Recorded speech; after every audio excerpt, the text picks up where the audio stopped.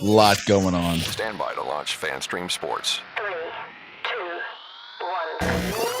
1. Let's start. Hello, sports fans. Welcome to FanStream Sports. Nothing but pure sports. This is the JP Show. JP, it is so good to hear you back on the air. Stand by. Now, here's JP.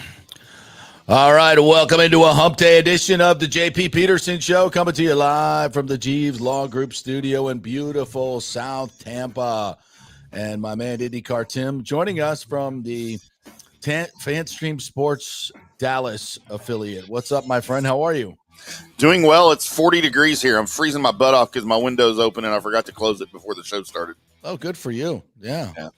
Well, it's a rainy 75 here, I think, today in Tampa today, but the weather's just spring weather in Tampa Bay is just the absolute best. I cannot wait to. I've not been able to get out to a spring training game yet, but I want to get out and watch a little baseball coming up. And Lord knows. Well, if you would have gone Saturday, you could have seen Todd Bowles throw out the first pitch for the Yankees while wearing a Yankees jersey. Yeah. How do you like that? I got no problem with it. I don't either. He was a lifelong Yankees fan. I don't really lifelong Yankees fan. You're in the Yankee Stadium. Yeah. I mean, I guess fans can get a little uppity about that silly stuff.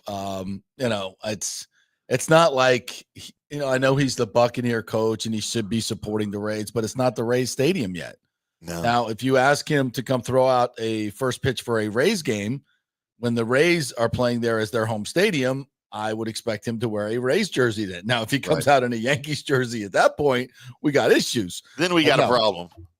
No, he's a lifelong Yankees fan, and he got to meet some of his heroes growing up, some of the old Yankees. So I thought that was really cool, really, really cool. Except he bounced it. Yeah, and he's a lefty. Pitch. He's a lefty. I didn't know he was a lefty. Yeah, he's a lefty. Did not know that. How did I not know? Well, because we don't see him pitch. He's a coach. Do anything. Yeah. So really cool, great moment, and for him, I'm sure.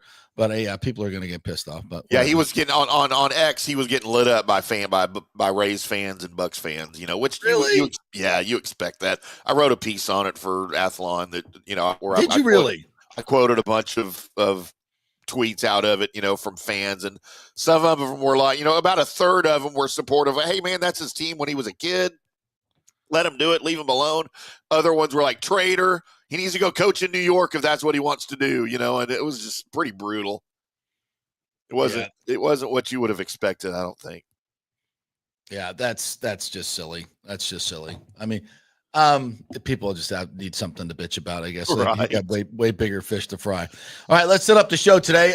Lightning with a big win last night. We'll get into that right off the top.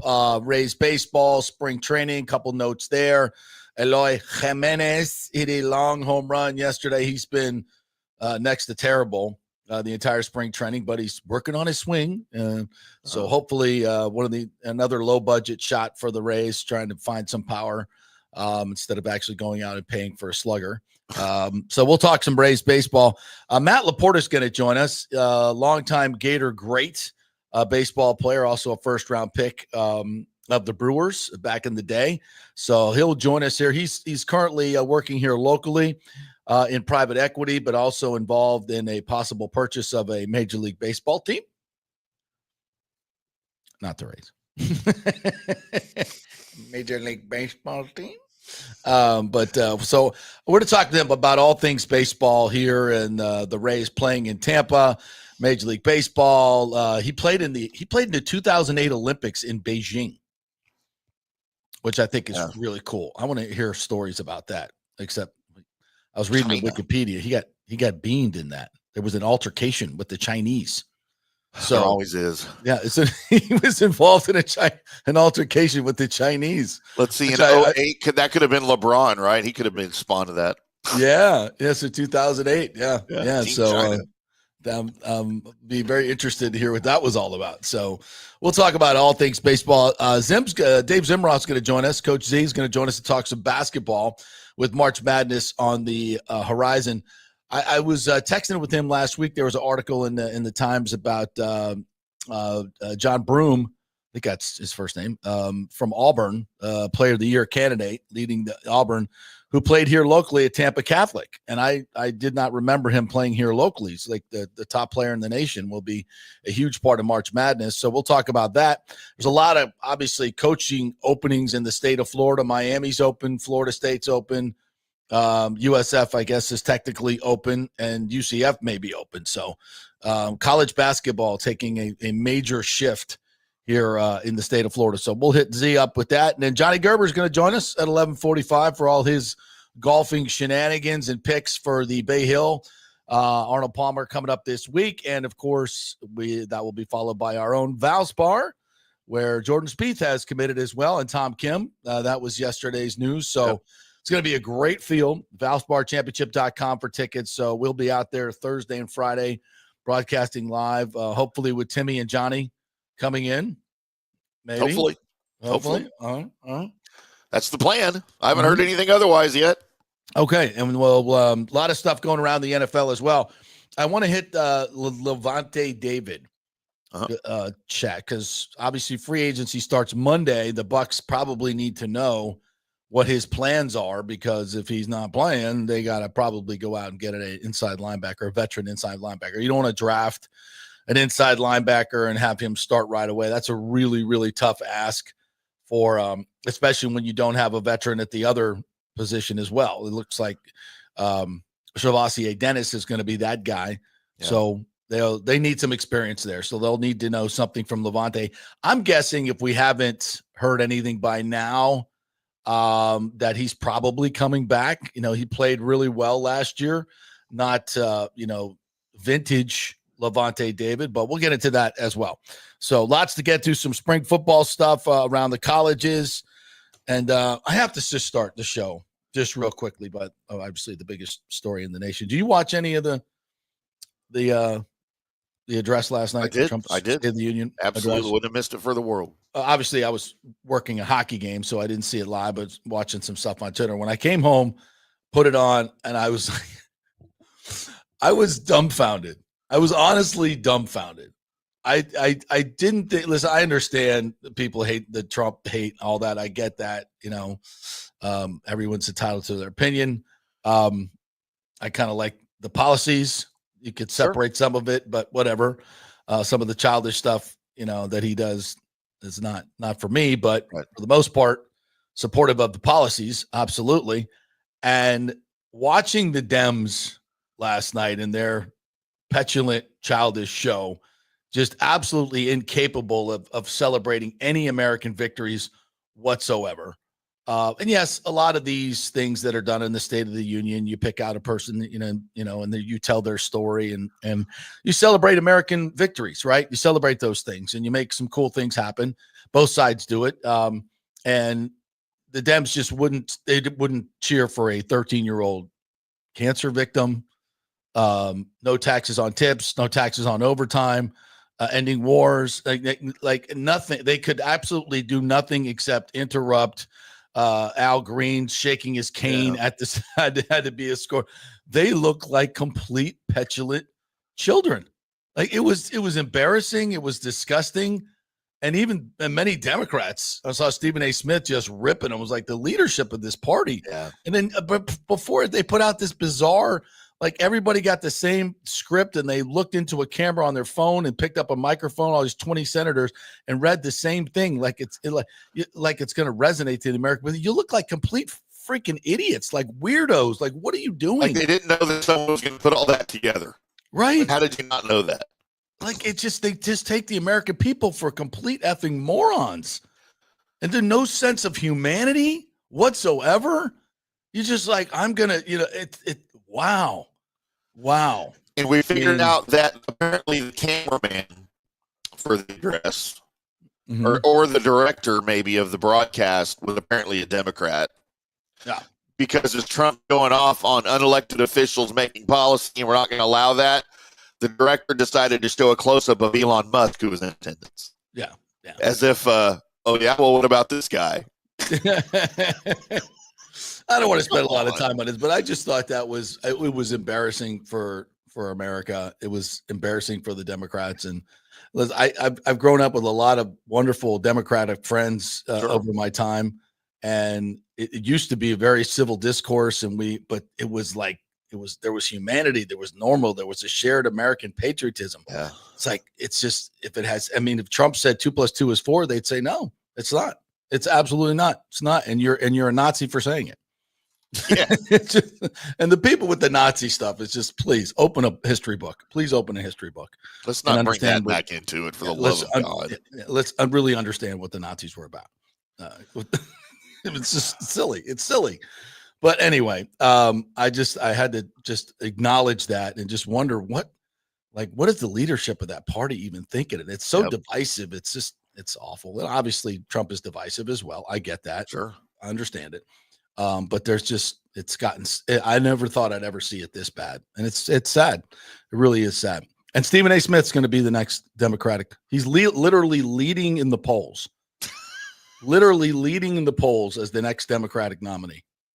Just chew on that for a second. How'd you like that? How'd you like to hear a debate between Trump and Stephen A. Smith? Yeah. Crazy. All right, let's jump in on the Lightning last night. Big 6-2 win on Columbus, and it was a blitzkrieg early on. Speaking of the Nazis, it's a minute 37 in. It's 2-0. The fastest 2 goals in the NHL this year. Mitchell Chaffee, who's been playing really good hockey lately, now up to 12 goals for him. The Lightning have 9 goals in the last 10 games from the bottom 6. And I know Mitchell, kind of floats here and there, but they're getting more balanced scoring. They're getting some depth scoring. They're getting some blue line scoring as well. Hetty had a couple of goals last night. So it's not just the top line having to do everything now, which I think is a really good sign. So they got those 2 goals, and that kind of, I think, put Columbus a little bit on their heels. Columbus is 5th in the league in goals per game. I didn't know that. 5th in the league in goals per game. They are offensively pretty good, not great defensively. So the Lightning took advantage of that early on. Gensel had a couple of goals last night as well, including a nice little redirect from Hedman. Hedman had a hell of a game, 2 goals, 1 assist. He's really, really starting to play well as well. JoJo was had a in breakaway too. That was a beautiful breakaway. Oh yeah, the pass from Gensel to Kucherov, who just accepts the pass and just does this nice little spinorama. Yeah. It was such a beautiful goal, right? He's kind of accepts the pass on his backhand and kind of, spins around with a triple sow cow, and then just beats Merzlikins to the far side with a beautiful little flip shot. It was just, that's just gorgeous hockey. It's gorgeous hockey, and you love seeing it. Gensel had a little backdoor tip in as well. Really, really nice night all around for the Lightning. And of course, JoJo was in for Vasi, who played 12 straight games. And he was good last night. 31 saves last night for JoJo. That one softy in, I thought, but for the most part played really, really well. And, once again, the Lightning now have, in their last 12 games, they're 10-1-1, and their goals against is 1.67. Is that good? Will that get it done? It's pretty good. Yeah. Gensel has points in 15 straight games against the Jackets. He likes playing the Jackets. Mm-hmm. And then you mentioned the history with the 2 quick goals. The opening 137. That's the 3rd fastest 2 goals to open a game in franchise history. Is it? Yeah. I thought it was just this year for the league. I thought they had a faster time in French, but I could be wrong. 2 goals in the opening 137 of the game are the 3rd fastest 2 goals to open a game in franchise history. 3rd fastest. Okay. 3rd fastest. Yeah. So, great start, and they continue to just play tremendous hockey. Now, the big thing is right now, who they going to get? There's been a lot of smoke about Alex Tuck, who we will actually see on Thursday. He's coming to town, so you may already be here with Buffalo. 23 goals on the season. Asked Emblong about him last night, and he absolutely loves him. Says, he's long, rangy. He's about 6'2", 6'3", 220 pounds, plays a nice, heavy game, brings some physicality, obviously can score. Is at 36 goals a couple of years ago. The problem is the scuttlebutt is the Lightning just don't have the assets to be able to acquire a player that good. He's going to be highly in demand, obviously. So other teams have much more assets, can make a better deal with Buffalo. So this may, if the Lightning are to be able to pull something off, they may have to do a 3-team trade that could get, obviously a lot more complicated. So, well, this certainly has been mentioned with the Lightning, and he is a tremendous fit for the Lightning. I just don't know if they're going to be able to get it done. He would have one more year left on his deal. Right. I believe it, $4 to $5 million, somewhere in that range. So very doable. And the Bolts, by the way, have now opened up $7 million in cap space by keeping their roster a little depleted early on in the season. You're able to build up through the season salary cap room. So they now have $7 million. And of course the cap goes up by another $8 million next year. So they've got some wiggle room where they've not had it in the past. In the past, it's been, you got to go money out, money in to kind of neutral. But now Brisebois got some money to play with. Problem is he doesn't have a whole lot of assets to play with. I don't think they're interested in dealing their top prospect, Isaac Howers, playing for Michigan State. I don't think that's on the cards, but who knows at this point? Brisebois has been known to do some shocking, bold things. And I do not expect him to stand pat at all. I think there'll be a couple of additions. So we'll see what he's able to get done. The deadline is Friday at 3:00. So I think teams are trying to get deals done right now. I know there's a lot of smoke over, last night there was a lot of talk back and forth on, a lot of different things that we can't really talk about. But I sense that certain guys that the Lightning are maybe trading, whether they're going to play Thursday night or not, we don't know. A lot of different stuff going on. So it's very, very interesting that Buffalo's coming to town. First time we've seen Buffalo, by the way, all season long, which is kind of weird. So we'll play them a bunch in the rest of the season. But also Brock Nelson's name has been mentioned as well, connected to the Lightning. So yep, there's a lot out there right now. And the biggest problem is this year, I think more than any, you've got a lot of teams that are really still in the hunt, especially in the Atlantic. It's really, really bunched up. So there are teams that, can say I'm 6-8 points out of the playoffs. Do I want to buy? Do I want to sell? I don't know. Now there has to probably be another conversation within the organization. Like, yes, we could make the playoffs. Are we really going to make a run? Do you want to sacrifice future assets for a team that, doesn't really have a chance of winning a Stanley Cup? It's not just getting in the playoffs. For some organizations, it is. For some organizations, it's been so long, like Buffalo, it's been so long since you've been in the playoffs.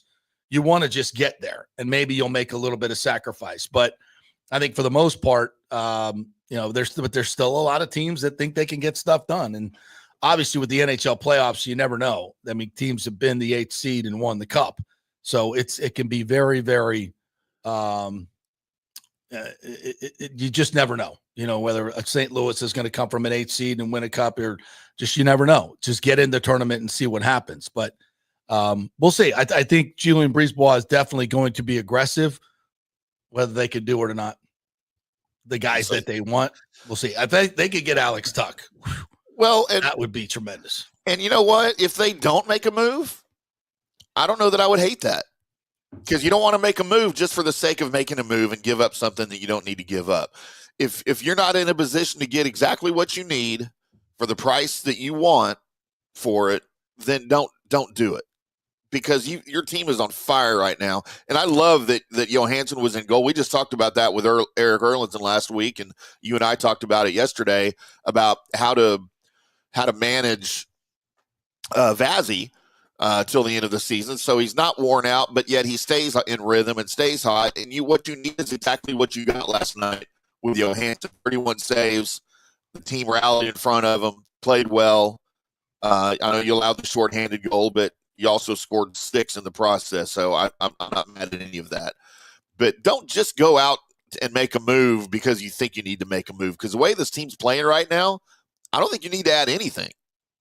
Well, can you? If you can, yes, you should. But if you don't, I don't think it's the end of the world. Well, the only time he has not added anything, JBB I'm talking about, is when they won 62 games and then got swept by Columbus in the first round. So I think he's adverse to just standing pat because of that scarring experience. And obviously the playoffs are a different game than the regular season. Although when you look at what the Bolts have done and it's about the 5-on-5 play, really, And there was a graphic last night in the game that my good friend John Hill sent me, and I wanted to refer to today. They had this on the pregame show. Last season's record after 60 games, 32, 23, and 5, as opposed to 35, 21, and 4. So kind of similar, but here's where that changes. Even strength goals against last season, 164. This season, 120. Even strength differential last season after 60 games, minus 15. This season, plus 36. So that is a tremendous turnaround in one season. And it suggests, obviously, because you get more 5-on-5 play in the playoffs, you're going to be a better playoff team.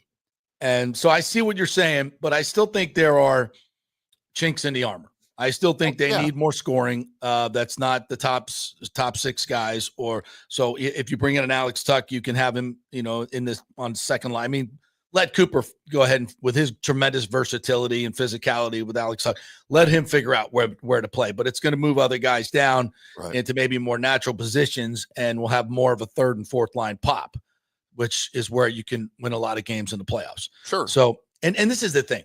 This group is so playoff elite, right? I mean, 2 cups, another final, the core of this team. And that goes for the management as well. Coaching, GM, Cooper and JBB. So they know what this team needs better than anybody. They have their finger on the pulse. They know exactly what deficiencies they need to be better in the playoffs. And I trust them implicitly that they're going to be able to get something done. Now, obviously, they're going to have a wish list, and they just may not be able to swing that Alex Tuck deal because they don't have the assets. So that's where the whole kind of fly in the ointment is right now. It's not that they don't know what to do or what this team needs. And I don't think it's perfect. I think it could use a little bit more physicality. I think it could use a little bit more scoring. Defensively, they're playing great. And obviously Alex Tuck is among, one of the best 200-foot players in the league as well. So he's very, very experienced and responsible defensively. So he's a great, great fit. There are others that'll be a great fit as well. But again, I totally trust JBB. And the only issue right now is the assets and maybe they're going to do something and give up something that we'll say, wow, that's a lot. Not sure we should have done that. We've heard that before. I mean, JBB hasn't been perfect, but he's been pretty damn good. So I like what I saw again from the Lightning last night. They got Buffalo coming in Thursday. Then they got the Bruins on a day game on Saturday. So lots to go this week, and we're just getting to the good part for football season. Yep, go Bolts. All right. Before we get to Coach Z, I want to talk a little Bucs as well. Lavonte David's situation is coming to a head. As I mentioned, this will be his 14th season if he comes back. Last year it was kind of I think it was kind of a foregone conclusion that he was going to come back. It just felt like that was a definite more than anything else. This year seems a little bit more tenuous. He mentioned that as he left the building after the loss to the Commanders, that he wanted to spend more time with his daughter. His play, I don't think, dropped off a ton. It's not, where it was 8 years ago, but I think it's still pretty damn good. He's a bit of a liability in coverage. Servassier Dennis might be able to cover up for that a little bit, and of course, getting better edge rush, getting better up front makes you better in that way anyway. So I think Lavonte's still a very, very good player. I think I would like him back if I'm the Bucs. He's incredibly durable. But it's up to him. And I do think he comes back. I don't know what the number is. It was $10 million last year. I would think maybe a little bit less this year, but if you want him to come back, you're going to have to make it worth his while. So we'll see. I don't think there's any other teams that are sniffing around this year like maybe last year when the Dolphins were. I'm not sure about that, but who knows? I would, but my guess is, and I'm probably 60-40 on this, Lavonte comes back. Yeah, I think you lose maybe more if he doesn't come back. I think you lose maybe more in the locker room than you do on the field. Like you said, he's kind of a liability in coverage. Not that he was a liability on defense. I don't think at all last year. especially for $8.5 million that he made. But I think you lose more of him in the locker room, the leadership that he brings, his locker room presence, his veteran presence, especially you've got a lot of young guys on the team now. You're probably going to have a lot more younger guys in defense next season. The route they're going to go in the draft. And I think you lose more there, but that's not the only reason to keep a guy around for sure. He's got to be productive on the field, and I think he still can be. Yeah, I do too. And, so far as other free agents go, I do think they, it depends on obviously if Lavonte doesn't come back, and that's why that decision probably needs to be made. But before Monday, they're going to go find a inside linebacker, an experienced one. I don't think they want to just draft one and plug him in. I don't think that's a great idea when you're, ready to win now, to pair with Sebastian. Middle linebacker. Yeah. You can't do that at middle linebacker. Yeah. So, and you don't really have anybody on the outside. I don't think, you might know better than me, but I don't think there's anybody on the outside that could immediately move to the inside and be as productive. No. And there's nobody on the roster right now. I mean, there's some guys that, Vi Jones, that's certainly a great athlete, but really hasn't shown the ability to get on the field, but still young. There's, KJ Britt is a free agent. Are they going to bring him back? I would probably think yes, for depth reasons. So, and I obviously, with free agency starts, edge rusher, is it Khalil Mack? Is it somebody else? Is it Josh Sweat? Who are they going to go get? I do think they're going to get a veteran edge rusher, and then also draft one. I think they're going to flood the position. That's what I would do. We talked about that with Scott Reynolds yesterday. Great segment yesterday. If you want to go check that part out in the 10:30 segment. So I think the Bucs are going to be busy. I don't know if they're going to be busy like day one, tampering day on Monday and all that stuff, legal tampering. I don't know if they're going to jump in right there. They might to get that edge rusher. That wouldn't shock me. It's not something that they usually do, but I think they're in the market for a corner as well. I think that's something you could see: corner, inside linebacker, edge rusher. I think any of those are in play. Maybe even a safety. So there's a lot to be played. Tyrann Mathieu, I think, is out there. There's been some talk that he would be available. So Is that a guy that Todd Bowles would like? 32 years old, I believe. Does he still have some tread on the tire? Safeties can play deep. They can play deep into not only on the field, but into their 30s. And so we'll see what the Bucs do. But I think they'll be active defensively. An interesting name I came across yesterday was Mike Hilton. Yeah. He's a free agent now. He's played for the last 4 years in Cincinnati. He was with the Steelers before that. He's kind of a ball hawk, I think, that Bowles would like, but he's not, one of your top names or anything. He's probably one of the top secondary guys out there as a corner, and he can play a little bit of safety, and he's going to come pretty cheap. So I think Mike Hilton's a name that they may look at for the secondary. I like that. All right, let's take a quick break. When we come back, Coach Z's going to join us. Coach David Zimroff, longtime assistant coach in college basketball, FSU, USF, University of Georgia. He's our local guy. He's our go-to basketball insider with all things college, NBA, and high school. So we'll talk some hoops when we come back. Matt LaPorta, Gator Great's going to join us at 11 o'clock in studio. Johnny Gerber with his golf picks at 11:45. Lots more coming your way on the JP Peterson Show. Brought to you by the Jeeves Law Group, JEEVES lawgroup.com. Go to their website, contact them for a free case evaluation. The Jeeves Law Group, not attorney spokesman, office of St. Pete, Clearwater. Back at 3. Hurricane Helene put a hurting on Tampa Bay, and for many of you, the rebuild will be a long process. You must beware of unscrupulous contractors offering up quick fixes for incredible prices. It's a scam. So go with long-standing, reputable companies like Third Generation Plumbing and AC. My friend John Rodriguez has been serving Tampa Bay since 1995 with hundreds of 5-star reviews. If you need a new AC system or any home repairs from Helene, they will work with insurance companies to get you taken care of quickly, expertly installed, of course, and a 1-year maintenance plan and 10-year warranty included on all AC units. 0% financing for 60 months. Contact them at thirdgenerationplumbing.com or 813-961-8024. That's 813-961-8024, thirdgenerationplumbing.com. So many of our Tampa Bay neighbors are finding out the hard way from Hurricane Helene that homeowners insurance does not cover flood damage. You must have flood insurance. It's a separate policy. Immediately call Italiano Insurance at 813-877-7799, and they will shop around to find the best policy before rates go up. Lock it in. Over 60% are underinsured in Florida, or you're not getting your discounts that you're entitled to. So do an insurance checkup at Italiano, and they could save you thousands of dollars. Italiano will make sure you're with a highly rated insurer, so there are no surprises in your time of need. Our hearts go out to all our neighbors devastated by Helene. These are the times we're proud to protect all the pieces of your life. Italiano Insurance, 813-877-7799.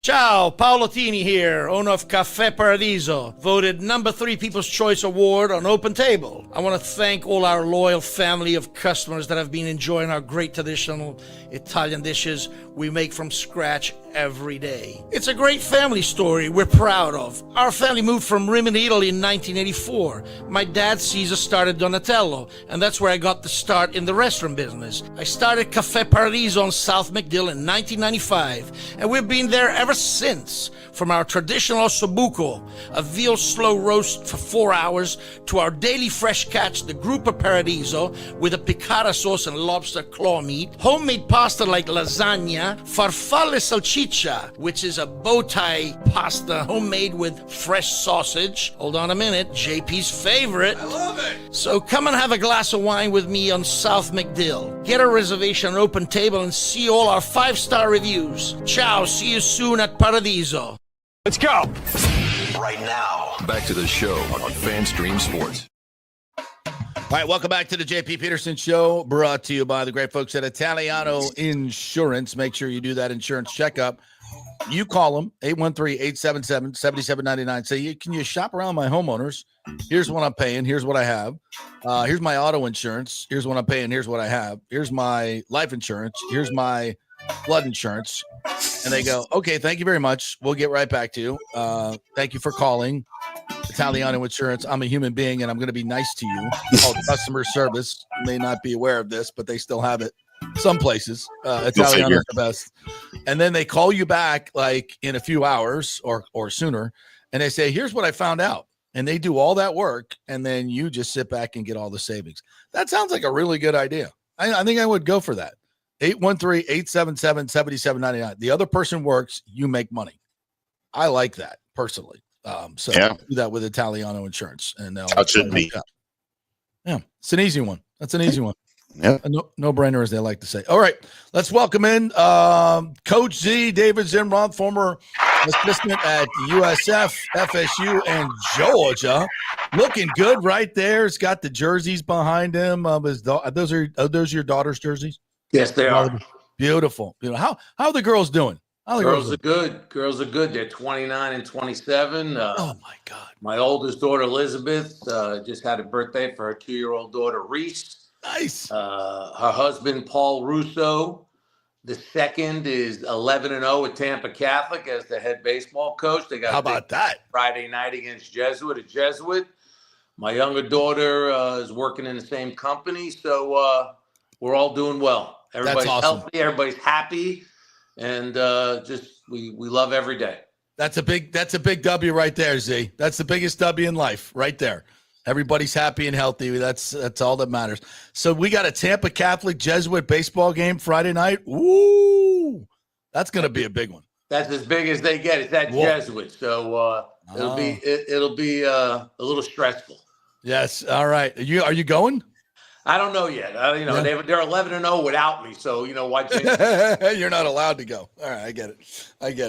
All right. Let's talk some basketball. The first thing I want to talk about is Johnny Broome. Johnny Broome from Auburn, who I missed this when I'm not sure you told me about him when you were on the show.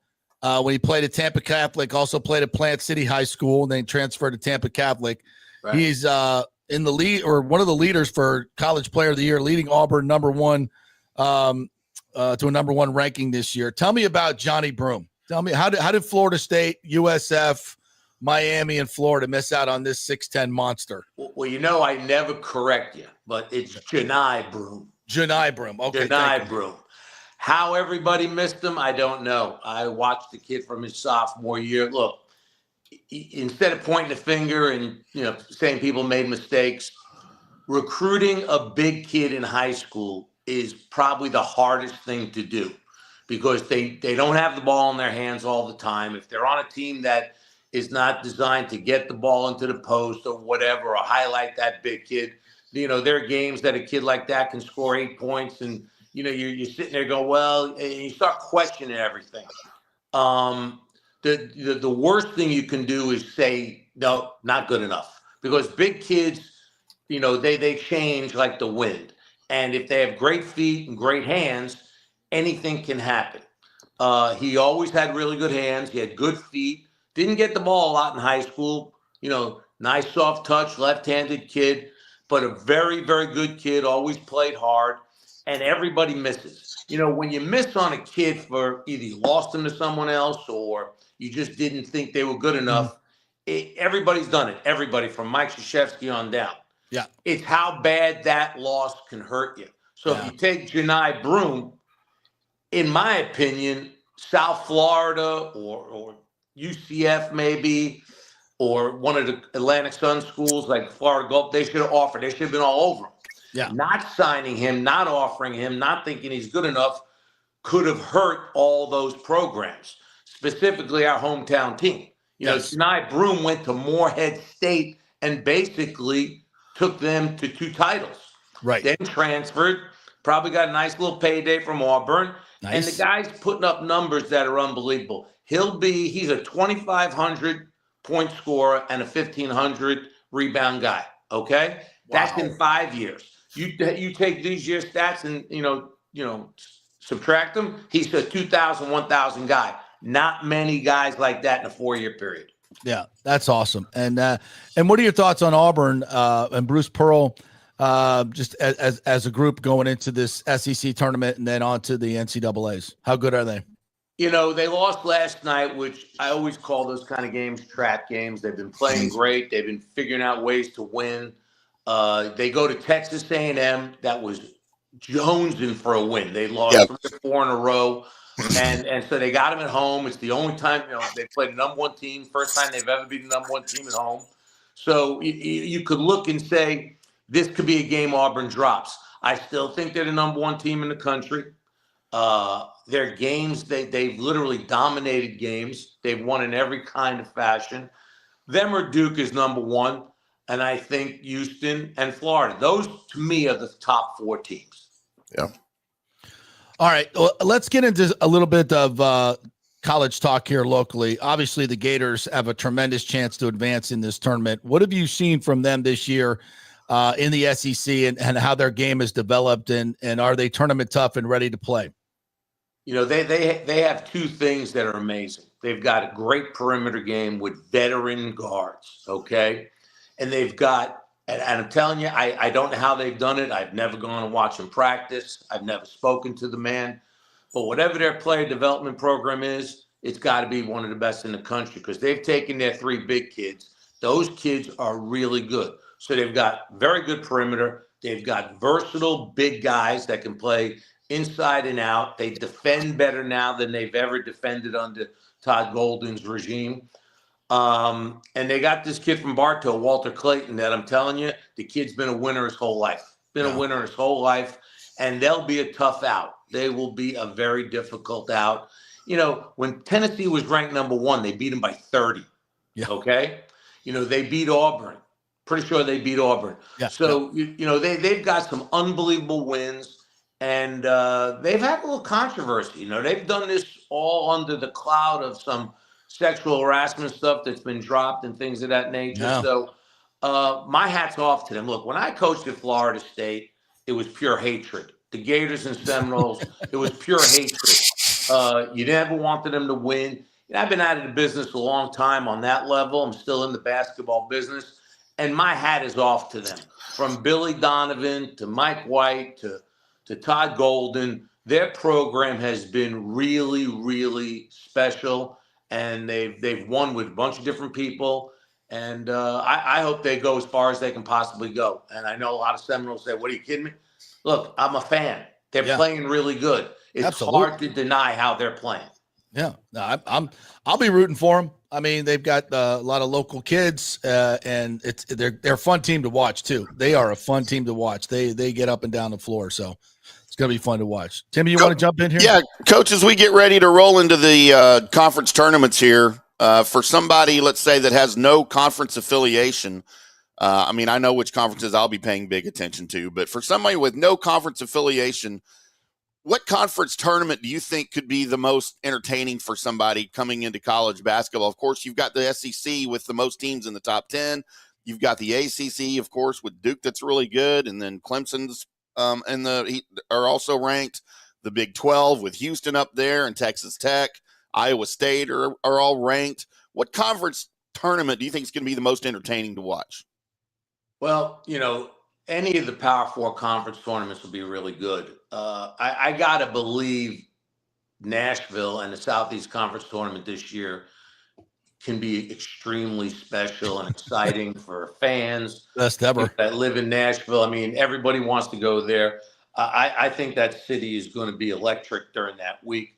I'm very interested in the smaller conferences, and you take like the Atlantic 10 with VCU, Dayton, George Mason. Those leagues, those tournaments really provide us with unbelievable basketball. And then when you have only one team that might be able to get in, it really makes it very pressurized.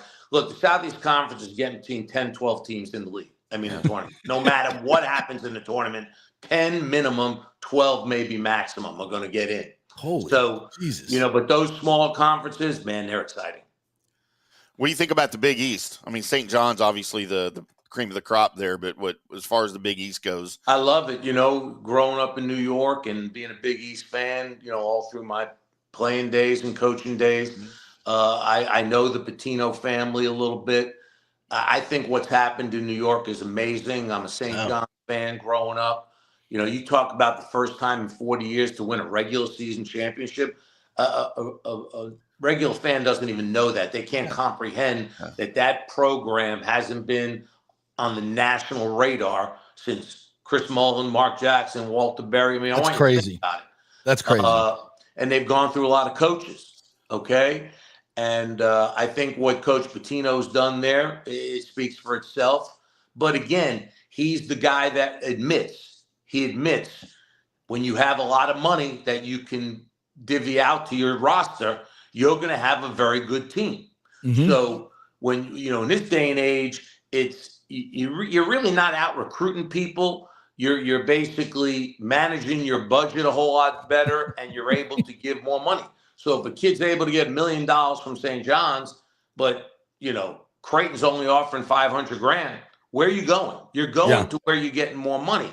So they've got really good players, and they got great coaching staff. They play in New York. It's St. John's. The history speaks for itself. Tell you what, R.J. Lewis, who's either their first or second best player, I'm going to give you a quick background story on him.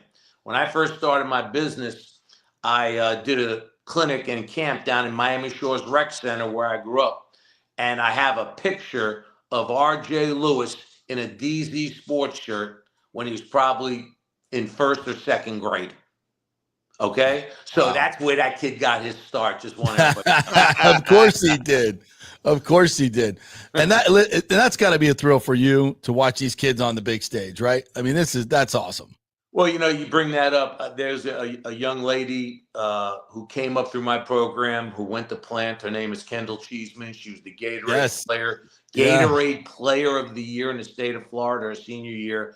She's now the leading scorer and rebounder at Belmont University in Nashville, where my daughter goes to school. Yeah, she's on an unreal run. I communicate with her after most every game. Her father and I know each other a long time. Her younger sister's training with me now. So it's really special. Another young lady, Grace Gavin, is up at Swanee, who went to Academy of Holy Name. So, when you see kids that want to play ball, look, a lot of kids that train with me, they want to have good high school careers, and that's it. They want to go and enjoy their college education and experience. But when kids want to play ball and you see them doing well or on a roster, it's unbelievable. Unbelievable feeling. Nice.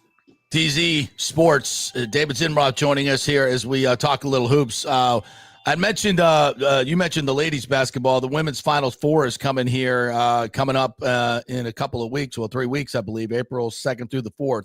Right.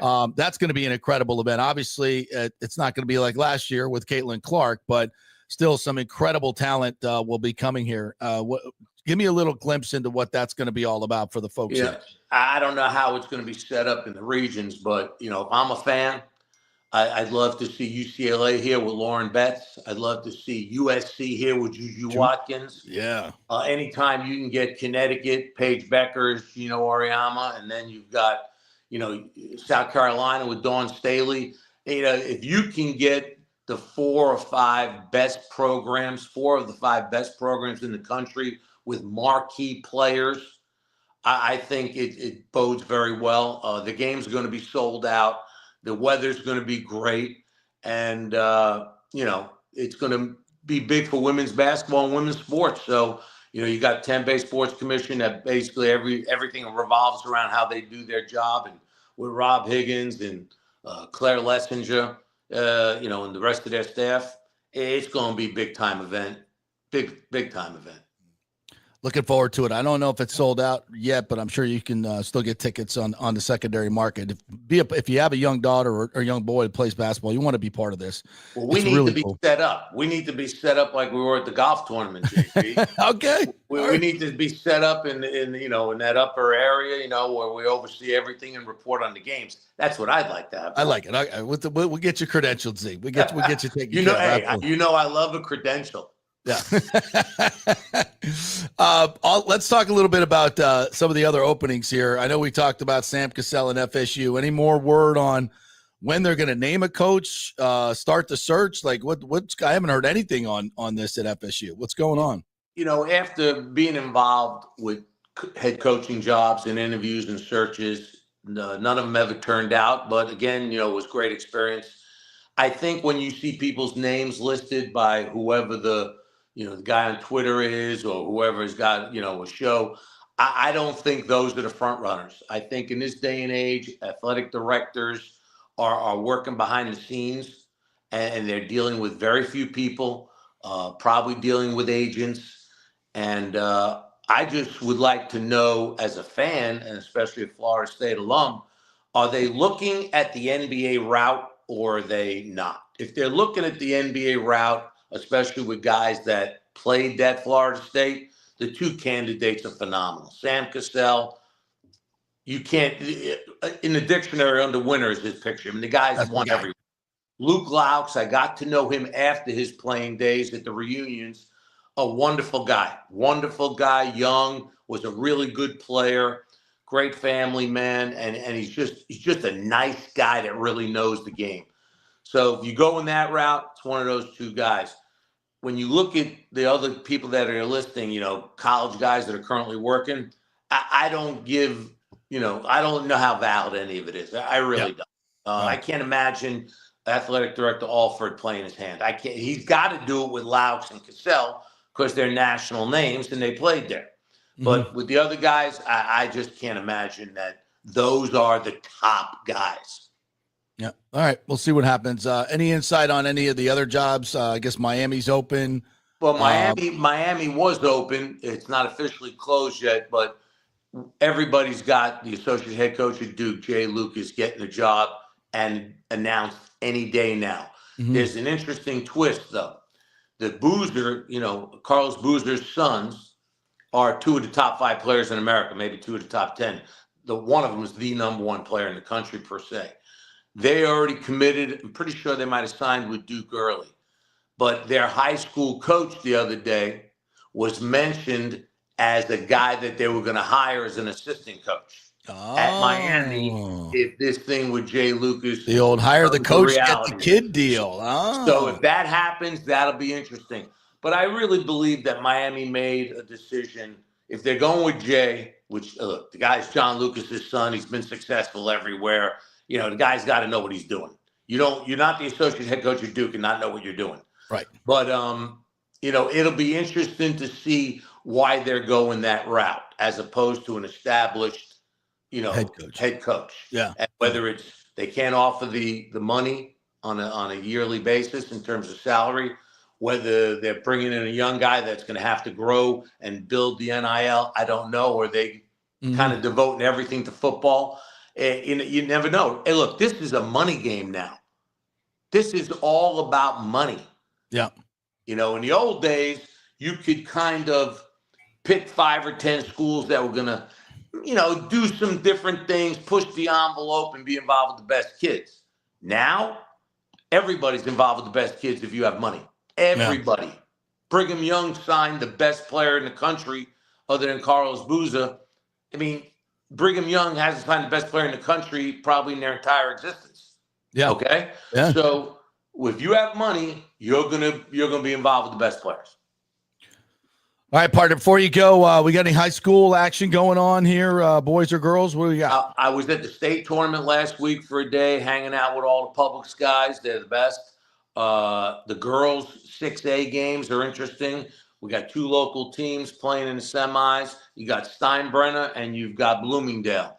Nice. So if they both win, they'll play each other in a state championship game. Nice. And that'll be a first. Yeah. All right. Awesome. Good luck, ladies. Z, tell everybody how they can get in touch with you. They want some great coaching to get their kids scholarships. Guaranteed. 100%. Stop telling everyone I'm getting them scholarships. DZ Sports, obviously, but the best way to get a hold of me is the email, dzimroth@brighthouse.com. Easy to remember. Hard to spell, easy to remember. All right, Z, let's keep in touch as the weeks go on, as we get through March Madness. Thanks, buddy. Great stuff. You got it. Thanks for the opportunity. All right, man.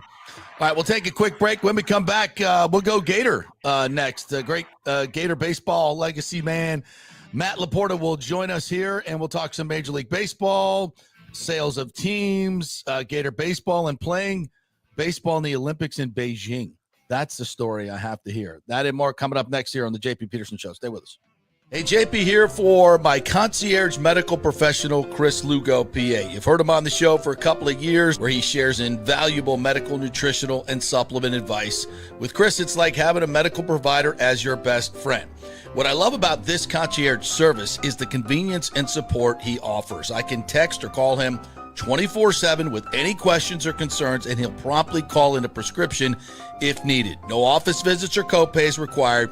It gives me peace of mind knowing I have someone genuinely invested in my health, not just focused on insurance profits. And the best part, the Bay Area Modern Medical Center's personal concierge service is more affordable than you might think.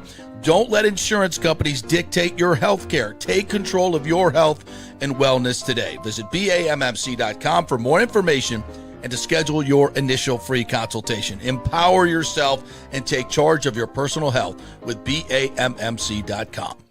Hey guys, February's birthstone is amethyst, a stunning purple gem that symbolizes peace, protection, tranquility, and sincerity. Celebrate her birthday or your 6th and 17th wedding anniversaries with an unforgettable amethyst gift. And of course, for over 40 years, the Golden Diamond Source has been Tampa Bay's most trusted name in fine jewelry. We only sell natural diamonds. If it's real love, it should be a real natural diamond. Don't get a fake. The Golden Diamond Source first-time buyer program will help you learn about the 4 C's, what style, shape, and color works best for you and your unique style. Folks, it's the best customer service. They make it so easy for you, and they're not going to push you into something that you cannot afford. 0% financing for up to 5 years. If you finance $5,000, it's only $83 a month. Also, you can turn your old unused gold into cash or a stunning new piece. With gold prices soaring, there's no better time to trade up. So get that old jewelry and bring it on in. You know where, the Golden Diamond Source, 3800 Omerton Road, always online at thegoldendiamondsource.com. JP here for the Jeeves Law Group and my man Scott Jeeves. If you're going to hire an attorney, do you want some guy looking for a quick settlement and a quick buck, or do you want an attorney with some chops? Scott is a board-certified civil trial lawyer and a certified circuit court mediator. Been practicing in the Tampa Bay area for over 30 years. He is a peer-reviewed AV preeminent rated civil trial lawyer. They just don't hand out those classifications. He's been the lead class action counsel on many complex consumer protection cases and has handled hundreds of serious personal injury cases. He's dedicated his career to protecting injured victims and is committed to vigorously representing you. We're local, we're trusted, and we get results. Personal injury and personal attention. Call for a free case evaluation. That's 888-9-JEEVES. That's 888-9-JEEVES. The Jeeves Law Group. Let's go. Right now, back to the show on FanStream Sports. All right, welcome back to the JP Peterson Show here as we roll on this Wednesday, brought to you by the Golden Diamond Source. You know, if you're going to pop the question this spring is love is in the air in the spring, right, Timmy? You know you're going to go to the Very Golden much Diamond so. Source. Yeah, absolutely. You can get engaged for the 17th 7 time. or 8 different women. Yes, absolutely. So don't forget to head on over to the Golden Diamond Source, 3800 Almerton Road, always online at thegoldendiamondsource.com. All right, we got an in-studio guest. We want to welcome in the Gator greats, Matt LaPorta, first-round pick of the Milwaukee Brewers in 2007? 2007, yeah. Wow. We're dating me now. Yeah, but you're looking good, partner. How are you? Thanks for coming in. I'm doing great. Thanks for having me, JP. Yeah. Let's talk about, we got a lot of fun stuff to talk about, but talking about having the Rays in Tampa this year is going to be really, really fun. As a baseball guy who's played Major League Baseball, how fun is it going to be to watch the Rays, a team you grew up watching, play outdoors in Tampa? Yeah, I think it's gonna be great for the city of Tampa to have the Rays being in Tampa playing. I can probably count on one hand how many times I've gone to a Rays game down in St. Pete. Not a fan of the Trop? Yes, I mean it's a tough place to play. Yeah. You know, it is nice that it's indoors here in the summertime, but you know the field kind of beats your back up a little bit. But you know we've got 4 kids, and so the ability now to go to these games. I mean, we bought season tickets. I mean, wow. Again, we've lived here since 2000. You had a second mortgage on that thing? Yeah, they weren't cheap. They weren't cheap. You know, but we're excited about it. I think it's going to be a great experience. So you mentioned Trop. Did you play in the Trop? You probably played a few games. Yeah, there. yeah, we played there. Not a big fan.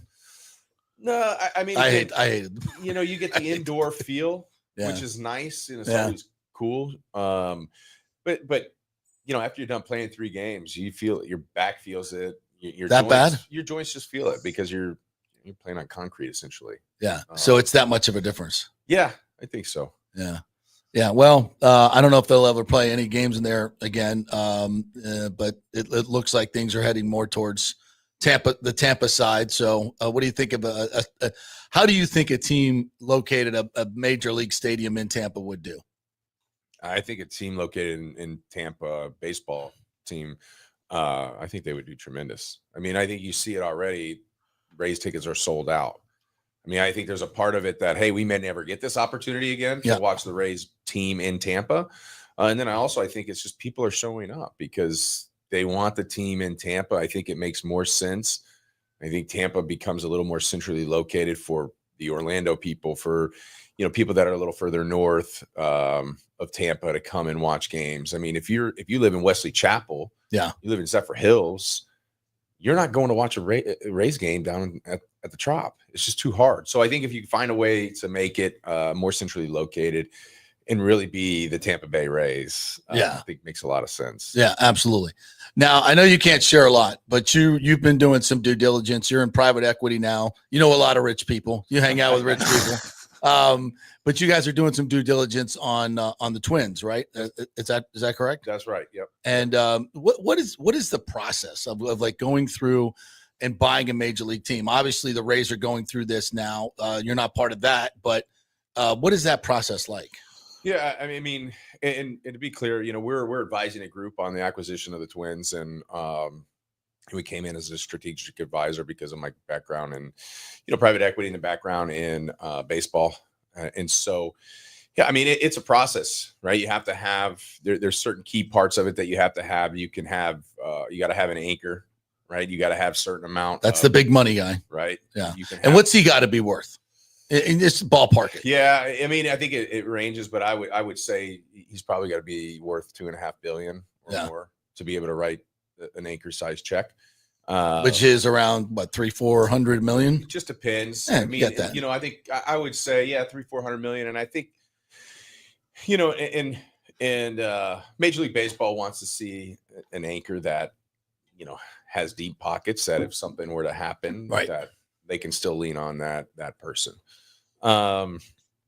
And so, that process. So you have a couple segments of it. You have the debt component. You can only have a certain amount of debt with Major League Baseball acquisitions. The same with a lot of the sports.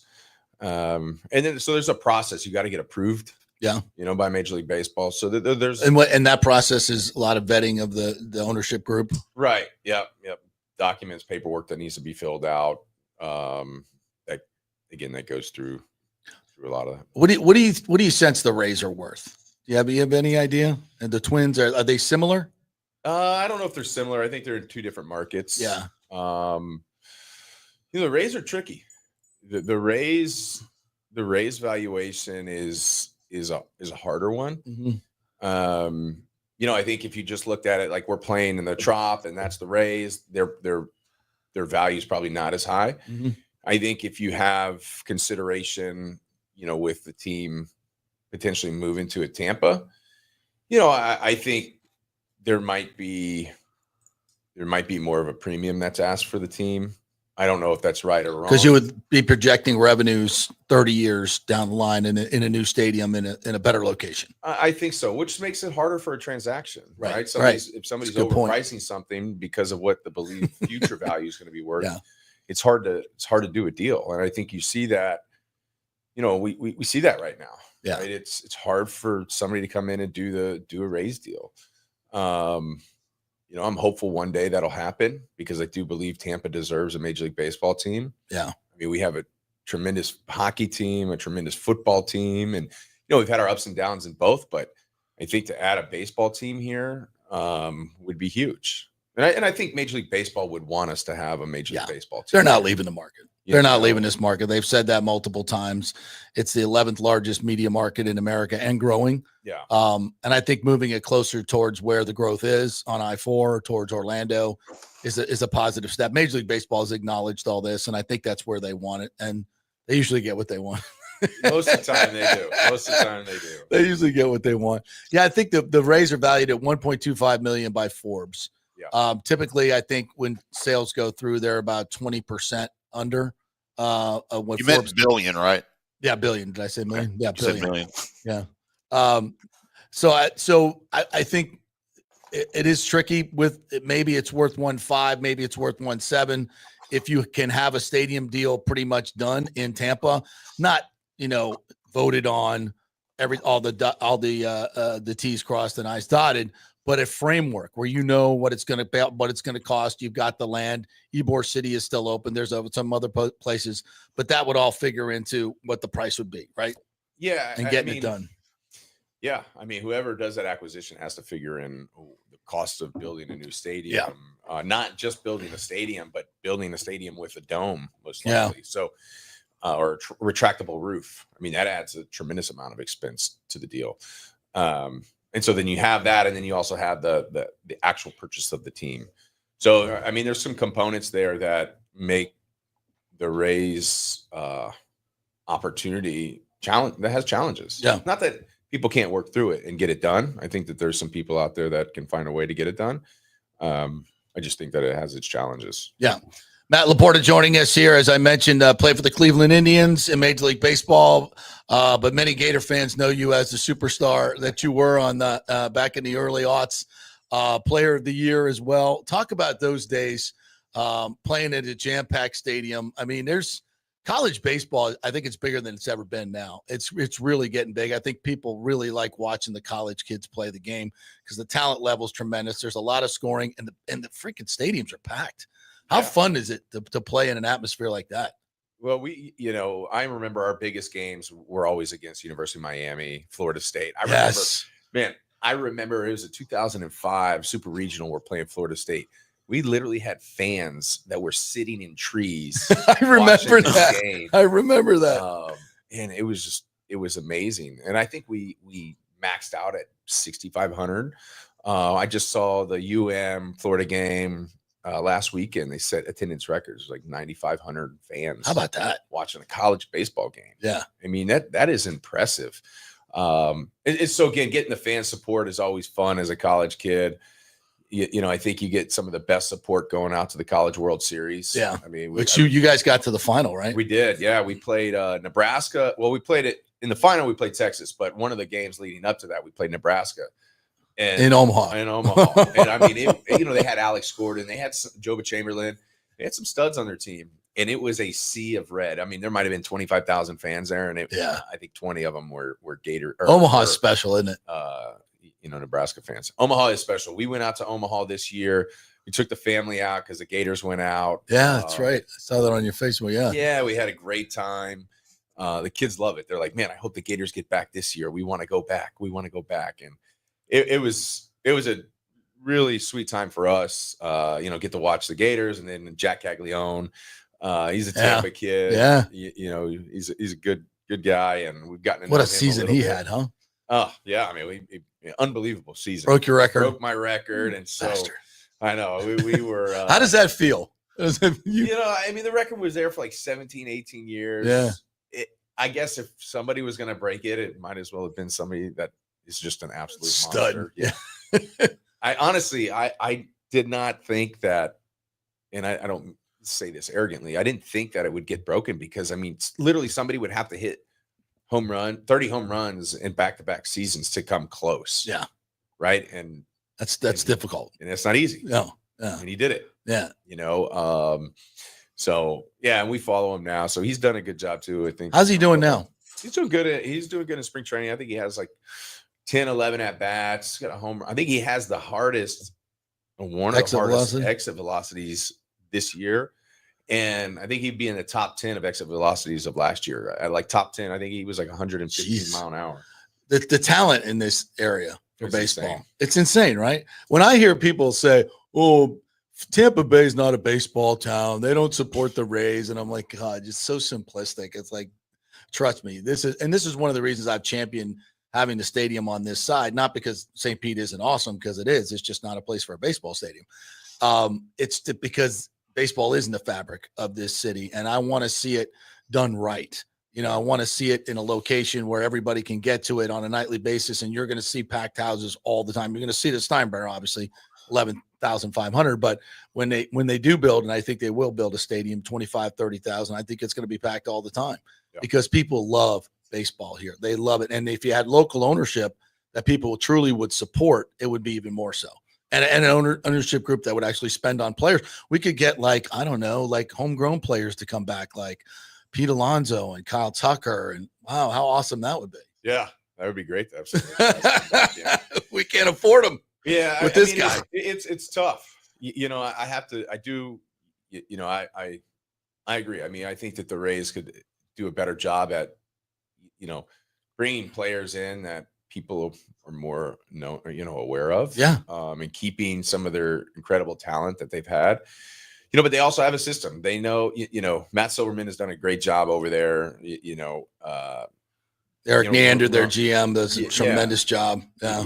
Running the team. They've done a nice job. On the field, they've been fantastic. I think they're probably one of the better, well-run baseball teams for what they have. Oh, God, yes. I mean, they just do a tremendous job.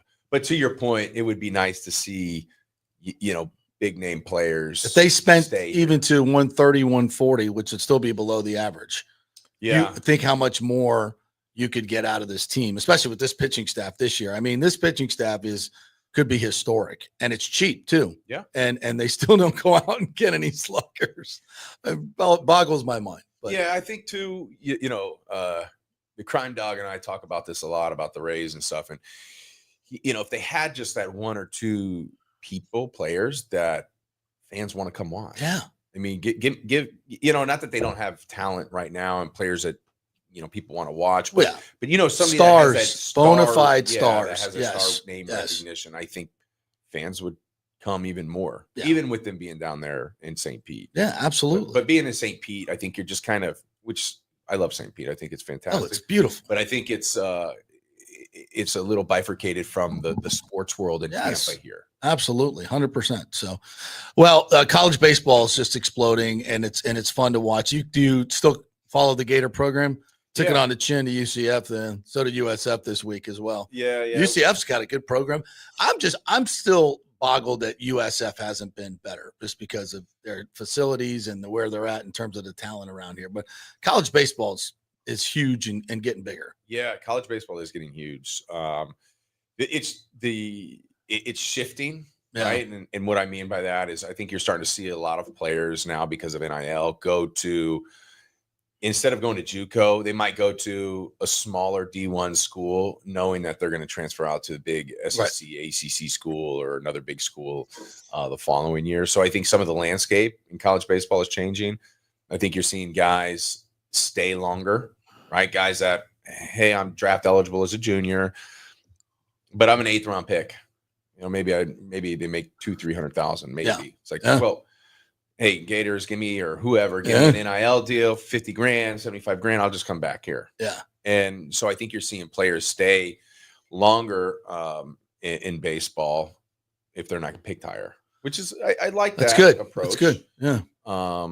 Wouldn't you rather play in front of 9,000 instead of going to Glens Falls or wherever the hell you might be? I went back for my senior year which again at the time was, people probably thought I was crazy, but I went back. But then to your point, right? You go to pro ball. I mean, you're starting in rookie ball. You bus rides. You got 5-10 people watching you play. What's that like? What's that low A ball? It's just dead. I mean, now if you start getting into the low A and some more, not, rookie ball is a little different than low A. Low A, you've got nicer stadiums. Like I played for the West Virginia Power, a nice stadium, and you probably get 5,000 fans. Oh, that's cool. Yeah. And they do a good job. I mean, once you start getting up to the higher levels, they start having a little bit, you got fans. It's a little nicer. But the lower level stuff, I mean, we did short A or short rookie ball or short A season, what do they call it? Right after you get out of college. My roommate in that was Jonathan LaCroix, who caught in the big leagues forever with the Brewers. But yeah, we went out to Helena, Montana, and I mean, beautiful out there. But you got 100 fans in the crowd, right? And you're playing on these fields were rough. I mean, long bus rides. You'd have some long bus rides, yeah. I mean, all in minor league baseball, you have long bus rides. Yeah. I mean, I remember guys bringing, the floaties that you would have in the pool, blowing those up so they could lay down on the bus floor and stuff. Got a pink swan floaty in the back of the bus. Yeah, nice. Sleeping on it. Very, very, very nice. That's right. So what are you doing now? Are you coaching your kids? What's going on? I am coaching the kids. I'm not the head coach. You don't want to be the head coach. No, you don't want to be the head coach. I don't want to do that. I travel a little bit, and so we play for a team called CBU. They've got a travel baseball. It's travel baseball. Yep. My boys are 11U right now, so they're twins. But it's a great group. They do a nice job. What I like about it is they have their coaches that run the team versus the dads running the team. Nice. And so there's. We're here to get better. We're here to win. I think I was able to coach on the team only because of my background of playing. Yeah, they always want you to coach, right? So, but most, the rest of the dads, they don't. It's all. Now, there's a lot of talk about how expensive this is, and you're taking trips to Seattle to go play baseball, and it's Florida. You can find some pretty good competition around here, but has it gotten a little bananas? Priced a lot of people out of and then if you're not on the travel ball team, how do you get on the high school team? There's a lot of politics that goes into it. I know yours are at 11 right now, but you went through it as a kid. I mean, is the system broken? I don't know if broken is the right word. The system is set up right now where it is unfortunate. It's unfortunate for kids that, maybe have single parents that can't get to all these games. Maybe, are inner city that don't have the means and the capacity to put their kids on these teams, or really the families that, are average wage earners that are shelling out, $2,000 just to play on a team. That's crazy. $1,800 to play on a team. That's crazy. It doesn't include if we do travel to Vero or Pigeon Forge or Cooperstown. Yeah. These all add up. And I mean, thankfully my wife's on the same page as me. We're just like, to your point, we live in Florida. Yeah. I don't need to go to Pigeon Forge. You do not. I don't need to go to these places. I got 100 baseball teams right around here. So Yeah, it's crazy. It's become a business, and that's what I don't like about certainly it. It is all business. It's not youth sports anymore, which no, is not great. It's not. I mean, but the challenge is because there's so many teams, you have the little leagues that get, basically decimated with talent. Right? Yeah. Like on a team when I was growing up, I mean, my little league team, we had 5 or 6 guys go D1 baseball. A couple of us played professionally baseball. Yeah.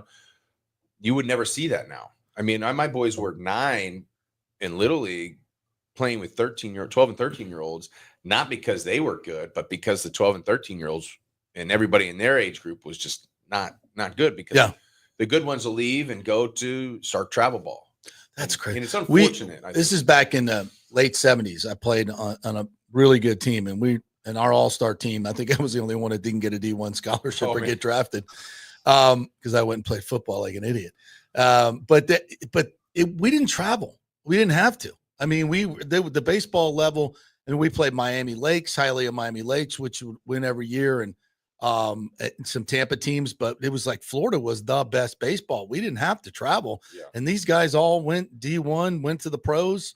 I mean, it wasn't needed. This travel ball it's not needed. Yeah, I agree. I mean, you look at it, and like I said, I mean, the Pigeon Forge thing, we had an opportunity to go to that last year, and we just politely passed because, again, you're talking, the family of 6. It's $10,000. Yeah, it's crazy. And I'm like, I don't want. But Dolly World, you don't want to miss out on that. I guess. I'm like, I don't want to go travel to go play baseball. No, it makes no sense for me. No, and you uproot. And it's not a vacation. I don't want to go to that for a vacation. That's not where you're headed. It's not where I'm going for a vacation.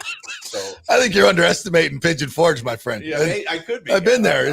They got some hella karting places and arcades, man. The amusement park. Oh yeah, it's big. It's big. I got to ask you about this because I was reading your bio and I forgot that you played in the 2008 Olympics in Beijing. Yeah. And there's a little story in your Wikipedia about how you got a little international incident with the Chinese, like I in Beijing. I'm like, I don't know. I don't. What was that all about? They haul you away to the gulag? What happened? Yeah. So man, we were playing China, and I was on base earlier in the game, and baseball in China is still relatively new, and so I was on the base coming around. I can't remember who hit the ball up the middle, but I was on second coming around to score, and it was a bang bang play, and the catcher was basically in front of the plate, and there was I couldn't nowhere to go. Yeah. So I just blow the catcher up. And he ends up having to come out of the game. Unfortunately, that was obviously not my intention, but he has to come out of the game. So my next at bat, I go in, I'm down 0-2, and this guy was throwing pretty hard, 95, 96. Damn. And the next pitch, he runs one up and in on me, and I ducked and got out of the way, and it hit me right in the back of my head. And so I went down. Any helmet or just the back of the head? No, it just hit me because the way I turned and just caught the back of my head. Weird. So I went down, out, came back. They were like, hey, look, you got a concussion. You got to get off. So they take me off. They take me to the doctors. And so or the hospital, rather. So they load me up, go to the hospital. Chinese hospital. Yeah. And I'm laying in this hospital room. And it was the strangest thing because I was like, I just got hit in the head. I didn't think it was that crazy. But I mean, there must have been 10 doctors around me when I was in there. Good medical care in China. Yeah, I was like, what is going on? Yeah. And you don't know what the hell they're saying. No, I didn't know. So I'm just sitting there and kind of like, oh man. And slow medical day. So anyway, come back. I think I missed the next game, and then I played again, but probably still had a little concussion. Yeah. So what was that whole experience like? It's a tremendous experience. Yeah. I mean, get to represent your country in the Olympics. Who was on that? Who else was on that team? We know. We had Dexter Fowler was on that team. Jake Arrieta was on that team. Oh, nice. Yeah. Strasburg was on that team. That's right. Yeah. Interesting because he was still in college. Yeah. And I mean, he was nasty then. Who else? I think those were some of the bigger name guys that were on that team. So So it was pretty cool experience. Great experience. Opening ceremonies, all that. Man, it was. Did you get the hobnob with any of the basketball guys or any I of don't the have other? my phone. I got photos I got photos with me and Kobe. I got Nice. photos me and the president, Dwayne Wade, Chris Bosh. Oh, nice. Michael Phelps. So you're all in this holding tank, and it's all the U.S. Olympic athletes, and so you get to see all these, as my wife would say, real athletes, because she doesn't think all players are real That's athletes. so wrong. We got the bronze medal. It's been a running joke. So we get the bronze medal in 2008. And most Olympic athletes, they go get the Olympic ring tattoo and stuff, right? Yeah, right. Kind of commemorate that. And for the longest time, I'd be like, man, I want to go I've never had a tattoo, nothing. I was like, I want to get the Olympic ring tattoo. My wife would be like, for what? I'm playing the Olympics. She's like, You won a bronze medal. She's like, you're not a real Olympian. Oh like, my God. You played Wow. baseball. You didn't, she was a track athlete at UF. So she, in her mind, it's track, it's the real Olympic sports. Okay. She gave me a hard time for the longest time, and finally. Well, did she make the Olympic team? She did not. No. Okay, then. Yeah, all right, exactly. then, Dana. What are we doing here? What are we doing? Exactly. A little bit of jealousy factor there, I think, actually. Yeah. She's a tough cookie. Finally broke down, and for my 40th birthday, she was like, all right, you can go get your You had to get the permission. Yeah, I got the permission. You just didn't go after golf one day when you got a little beer buzz on, go get it and come home and go say, honey, I got it. Could have been a neck tattoo on his neck. But we never got there. Much respect. Yeah, Much respect. Waited for permission. That was nice. Right. That was nice. Well, listen, man, thanks for stopping in. Appreciate you coming in. Anything else going on? Any charity events or anything else you want to put out there and you need to promote? Anything going on? No, we don't have, we don't have a ton of that stuff going on. I mean, I have my rivalry cup that you took part of the first year. Yes. That's been growing. I say growing. We cap it at 36 Gators and 36 Knolls. When's the next one? In November. November. Yep. And so maybe we'll have you come out. Oh, I'd love to. Radio show again. And tell everybody what that's all about. That's a cool deal. Yeah. So about 4 years ago, I'm a big fan of obviously the Gators, and then we had some friends that were Florida State. Buddy of mine, Drew Weatherford, Florida State quarterback. Yeah. Always friend of the show. Time. Yeah. About Florida State, and so I was like, I just love golf. I want to create something that we can give back to both schools. And so what we do is you've got 36 Gators versus 36 Knolls. You do a Ryder Cup match. So it's 2 Gators versus 2 Knolls. You have a practice round the day before. You stay the night, and then we have the tournament round the next day. Nice. And the winner of the tournament gets 2/3 of the money to their booster program, and the loser gets 1/3. And so, we've probably in the 4 years have given 80 to 100,000. Nice. It's not bad, right? Yeah. It's great for what we do. We have a great time. I mean, you were there one year, Yeah. and Fantastic. it's a fun time. And so, that's what we need to make it bigger. We need to get more people involved. It's it's a lot of work. Yeah, it's a lot of work. I mean, I try to do it as simply as I can, and keeping it at 36. And we host it at Old Memorial now, and they do such a great job over there hosting us, and everybody is awesome. The course is always in great shape for us. Oh, it's fantastic out there. Yeah. I think when you start getting bigger, and we could get it bigger. I think yes, you could. We could start doing sponsorships, and we just don't do any of that. It's literally becomes a lot. Yeah, you just pay to play, right? It's fun. And there's nothing like FSU Florida rivalry for me. I mean, Miami, we hate Miami, but it's FSU and Seminoles and Gators where it's at. Yeah, I agree. It is, and so we have a good time. When do we play in baseball again? I know we kicked your ass last year in baseball. I don't know what the schedule looks like. It's got to be coming up soon, probably a midweek game. Yeah. I know you guys had our number last year. Yeah, last year was good, but FSU got a lot of local kids, and they've been getting a lot of Tampa kids. Obviously, Florida gets a ton too. Yeah. So Tampa Bay kids. They had a great season last year, and the new coach there has done a great job. Yeah, Link's really doing some special stuff at FSU. So I'm looking forward. Seeing them. I want them to be competitive too. I don't want our in-state schools to be trash. I want March 11th, JP. March 11th. March 11th. Florida State, little midweek Tuesday game. March 11th. Oh, okay. Where's that game? Where's it say? Is it at Florida State? After Owen Tally, ooh, that'll be packed. Yeah. Those stadiums are great too. Oh, they're yeah, they're a lot like Steinbrenner here. Yeah. It's going to be packed. Cannot wait. That's going to be. I think that's going to be the hottest ticket. Oh yeah. Tampa. And then You'll be again, able to March sell those 25th in Jacksonville. I mean, because I don't even know. I mean, I know they sold single game tickets, but when we were looking at season tickets, I mean, those were pretty much almost all gone. Yeah. Yeah. No, I think they've sold out. Yeah. Totally. Shocking development. Yeah, yeah. So- So everybody's been saying you come to Tampa and you're going to sell out. And I mean, I'm not thrilled that he doubled and tripled the prices, you know, that's but I get it. And, please don't say again that you're losing money in Steinbrenner because you're not. yeah, You're not. I could at the Florida State math, like 16,000, Yeah. and then you have 11,000 tickets, but you doubled and tripled the prices. Don't tell me you're losing money. You're gonna be all right. Well, anyway, good luck with the Twins thing there. Yeah, thank you. And hopefully there'll be some new ownership all around baseball, including Tampa Bay, and we'll have some local guys here running this team, and it'll be a hell of a lot more fun. Yeah, That's for sure. I agree, and thanks for having me on the show. Yeah, man. Stop by anytime. Love it, man. All You know what? I did want to ask you Yeah. before we leave. Major League Baseball now. Have you ever seen it more athletic, more exciting? I love the changes to the game, the pitch count, all that stuff. I love it all. What are your? You don't want to be hitting now, do you?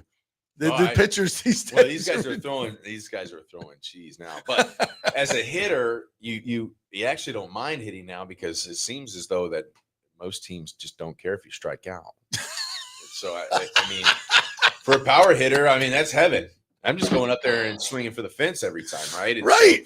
So, you don't mind that, and you know this guy's going to throw you a fastball. Because At some point, you're he just throws hunting 100. fastballs, right? And if I Yeah. strike, I'm just gonna keep guessing fastball until I guess right. I think that's it, right? I think that's an approach probably a lot of guys have. Well, if you can get to 30, you make $25 million a year, and it doesn't matter how much you strike out. When I was coming up, again, the Crime Dog and I are good friends, and he look, man, all you need hit 5 home runs a month. That's it. 5 home runs a month. That's 30 homers a year. Yeah. And that was always, I didn't obviously get there, but that was always that was his goal. And Yeah. he was like, look, you know how you hit the slider? I go, how? He goes, don't miss swing the it. fastball. I was like, He when I interviewed him okay. last time, he said that he goes, I forget, I don't know if it was Pop Cuesta or maybe it may have been Boggs, Boggsy, who told him and said, just don't swing at the curveball. Yeah. Just wait. They got to throw you a fastball. Hit the You hit fastball. every fastball Don't you've ever miss 'em. seen. Don't miss them. I mean, it worked for him. Yeah, it did. I'm glad he finally got in too. Me too. We were fortunate, and he invited us up, my family and I. And That's a cool thing, isn't we it? went, Cooperstown. Oh my gosh, man, it was. I went up for Boggsy's. That was special. It was. I It had was breakfast. So the day, so they have a golf tournament.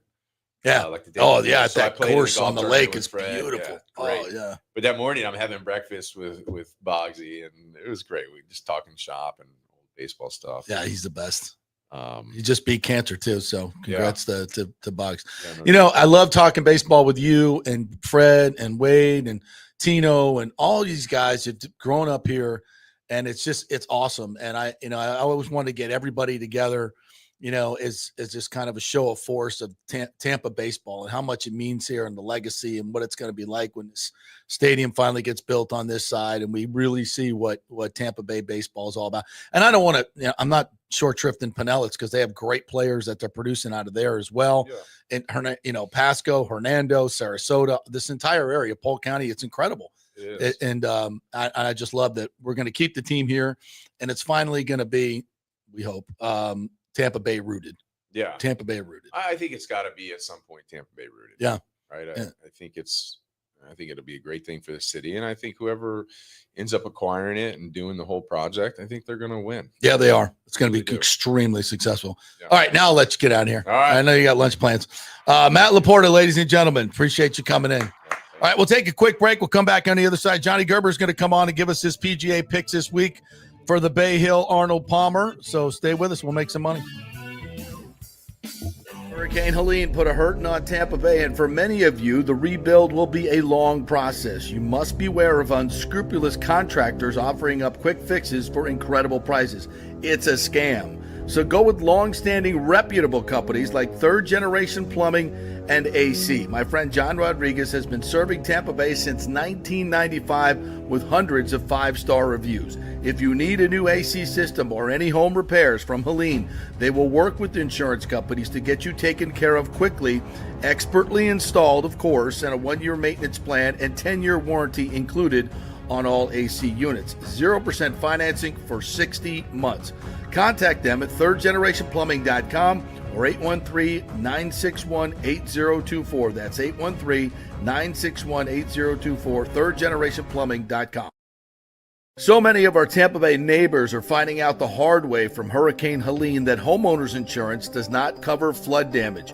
You must have flood insurance. It's a separate policy. Immediately call Italiano Insurance at 813-877-7799, and they will shop around to find the best policy before rates go up. Lock it in. Over 60% are underinsured in Florida, or you're not getting your discounts that you're entitled to. So do an insurance checkup at Italiano, and they could save you thousands of dollars. Italiano will make sure you're with a highly rated insurer, so there are no surprises in your time of need. Our hearts go out to all our neighbors devastated by Helene. These are the times we're proud to protect all the pieces of your life. Italiano Insurance, 813-877-7799. Ciao, Paolo Tini here, owner of Caffè Paradiso, voted number 3 People's Choice Award on Open Table. I want to thank all our loyal family of customers that have been enjoying our great traditional Italian dishes we make from scratch every day. It's a great family story we're proud of. Our family moved from Rimini, Italy in 1984. My dad, Caesar, started Donatello, and that's where I got the start in the restaurant business. I started Caffè Paradiso on South McDill in 1995, and we've been there ever since. From our traditional ossobuco, a veal slow roast for 4 hours, to our daily fresh catch, the Gruppo Paradiso, with a piccata sauce and lobster claw meat, homemade pasta like lasagna, farfalle salchicha, which is a bow tie pasta homemade with fresh sausage. Hold on a minute, JP's favorite. I love it. So come and have a glass of wine with me on South McDill. Get a reservation on Open Table and see all our 5-star reviews. Ciao, see you soon at Paradiso. Let's go. Right now, back to the show on FanStream Sports. All right, welcome back to the JP Peterson Show here as we roll on this Wednesday. My microphone is not behaving here. Great to have Matt LaPorta in. That was fun. That was a lot of fun, yeah. Yeah, he's such a good guy and so well versed in all things baseball and connected here locally, which is one of the main reasons I wanted to have him on. And you know, he obviously is a little bit more knowledgeable about baseball sales and Rays sales than we could actually talk about on the air. So we kind of had to tiptoe around some things. So appreciate you guys checking that out. That was fun. I'm guessing you didn't give him headphones on purpose so I couldn't talk to him. Was that was the plan? Yeah. We're still kind of dialing in our in-studio experience. So we have headphones there though. They're there. He could have put them on, yeah. But did you see that hair he had working? You know what? I was thinking that when he first popped on, I was like, we might have some competition for Scott Reynolds now. Yeah. See, why would you put headphones on that salad? So I could talk to him. That was the point. Well, yeah, but he's not gonna ruin that salad just to hear from you. He would. It's an honor, sir. You underestimate my power. Oh my God. We had a couple of let's get to some of the comments here. Somebody asked about Stu. Hernando said word has it Stu is sniffing around for investors in St. Pete. Yeah, I told you that. They were offering like 10% return on investment, and you still couldn't get anybody to do it because nobody trusts him. Why would you? Have you not read the lawsuit? Why would anyone go into business with him? Which is one of my big questions when St. Pete was doing what they were doing. I was like, have you guys not read the lawsuit? You're going to get into business. One of the council persons actually said that during one of the meetings. It's like, have you guys read this lawsuit about how Stu treated his partners? Should we really be doing the biggest billion-dollar outlay of public funds in the history of St. Petersburg with someone with this kind of track record with their partners? And turned out to be somewhat predictive That was. Huh. So yeah, he's looking for investors, but nothing's going to happen before the deadline. I don't think. I would be floored if anything happened before the deadline. If they were going to build it, if they had the funding gap figured out, they would have done it by now. Because any delay is going to make it go up by $200 million a year. So you better get started. Lonnie Wilkins says, joined late today, JP. Any update on the Rays sale? I owe you an old style at Wrigley if you come when the Rays are here. Appreciate that. And I'd love to have an old style with you, partner. No question about that. Update on the Rays sale. I would say status quo. They're still working to get the number right. As Matt just said, it is a complicated process, and it's complicated even more with projections of what's the stadium going to look like? Where's it going to be? Who owns the land? Are the developers kicking in? What does the deal look like? So I think in essence, the framework of the deal is $1.7 billion. And then the team or the ownership team also will be kicking in a significant amount for the new stadium. The Hillsborough County with the new SITS money will be kicking in, and the developer will be kicking in as well. So it'll probably be kind of a three-pronged approach. And again, not a difficult deal. I shouldn't say not difficult. It's obviously has a ton of moving parts to it, but it's something that has been done successfully in other stadium deals all over the place. In fact, I saw something on Google today. There were some renderings released from the Portland group about their new waterfront baseball stadium. That looks absolutely fabulous. And Portland is a designated expansion market for baseball. But here's the thing. The owners can't move on with expansion until they figure out Tampa's baseball situation. So, again, Major League Baseball, Rob Manfred has said he's not moving the team. I believe him. They love this market.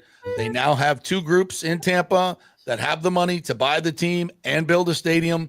That's why I'm so and Ken Hagan is so aggressive and intentional about what's going on.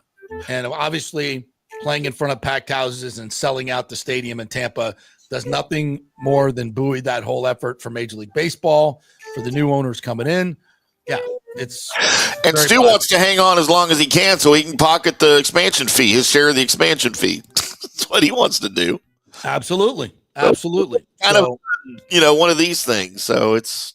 Yeah, and he's going to drive a hard bargain. You know that. So it's going to take some time, but it's going to get done because the alternative is Stu hangs on. He can't do a deal in St. Pete. Nobody wants to work with him. He can't do a deal in Hillsborough. Nobody wants to work with him. And Major League Baseball owners are fed up and done with him.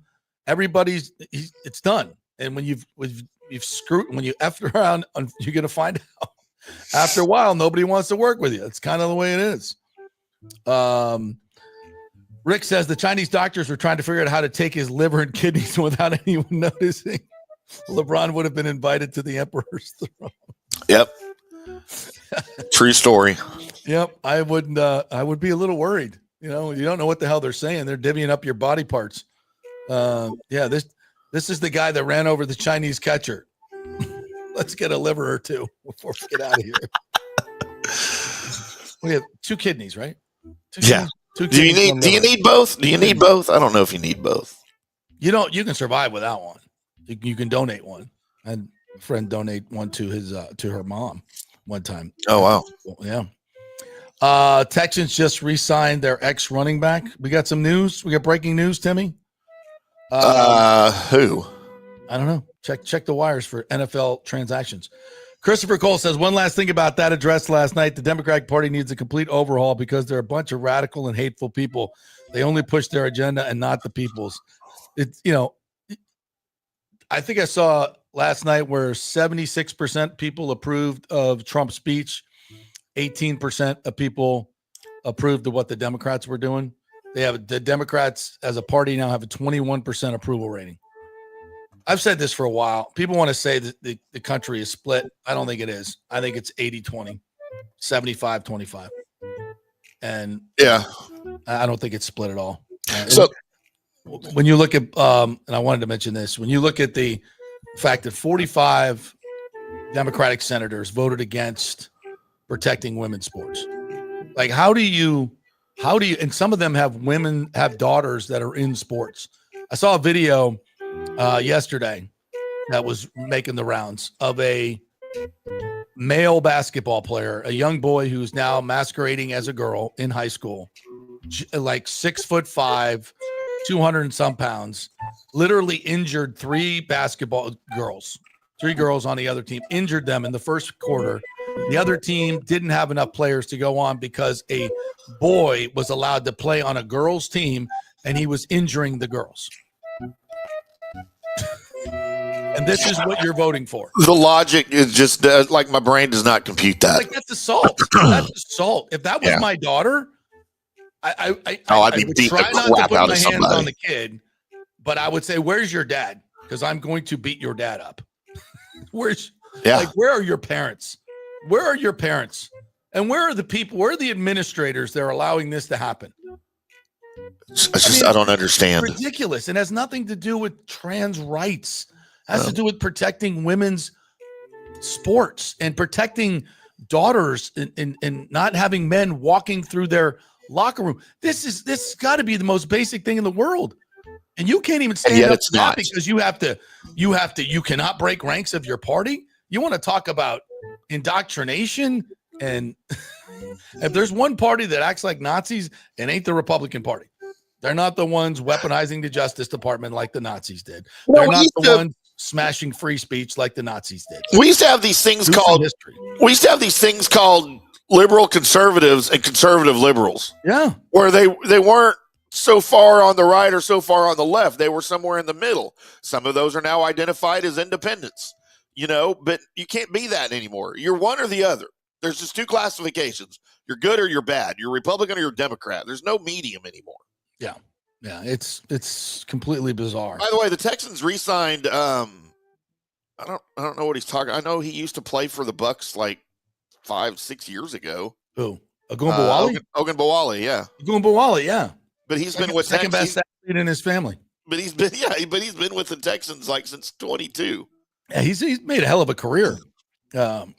Quite frankly. Yeah, his 122 yards last season worked out really well for him. Difference. Yeah. Joe Mixon's the running back there, make no mistake. Yeah. Michael LaRue, good morning to you, says if the Lightning want to make a deep run, they need to make a move for a top 6 or top 9 forward. I would agree. If they can get Alex Tuck, that's going to be huge.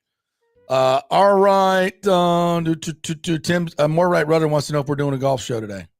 I am calling Johnny Gerber right now on the phone, and we're going to have him talk a little bit about it. But yes, 5:00 on the YouTube channel, Facebook, and on X, we will have From the Rough with me and Johnny.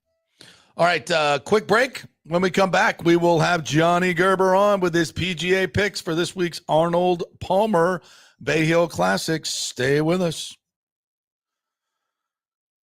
We're getting there. JP here for the Jeeves Law Group and my man Scott Jeeves, who lives right here and has long been a highly respected member of our community. He's a proud sponsor of the Tampa Riverwalk. Jeeves Law Group is also a proud sponsor of our Grand Central District in St. Pete and has neighborhood events throughout the year. He has an office on Central Avenue in St. Pete and one on South Howard in Tampa. You can't get more local than that. So when you need an attorney, you're going to hire some huge firm that advertises all over the state or the one that supports your favorite sports show. It's the Jeeves Law Group. We're local, we're trusted, and we get results. For personal injury and personal attention, call us for a free case evaluation. That's 8889-JEEVES. That's 8889-JEEVES. Hey, JP here for my personal concierge medical professional, Chris Lugo, PA. Yeah, he's been on the show for the last couple of years, but this is kind of a new deal, and only a limited amount of you can get involved with this personal concierge service. And what I love about it, you can text or call him 24/7 with any questions or concerns, and he'll promptly call in a prescription if needed. No office visits or copays required. And Chris emphasizes a healthy lifestyle to help prevent illness. But when I do need assistance, he's always available. From nutrition guidance to supplement recommendations and workout advice, his expertise is a game changer. Plus, as a medical provider for the National Guard, he stays up to date on the latest health trends and practices, steering clear of the outdated conventional medicine that often relies on unnecessary prescriptions. And the best part, Bay Area Modern Medical Center's personal concierge service is more affordable than you might think.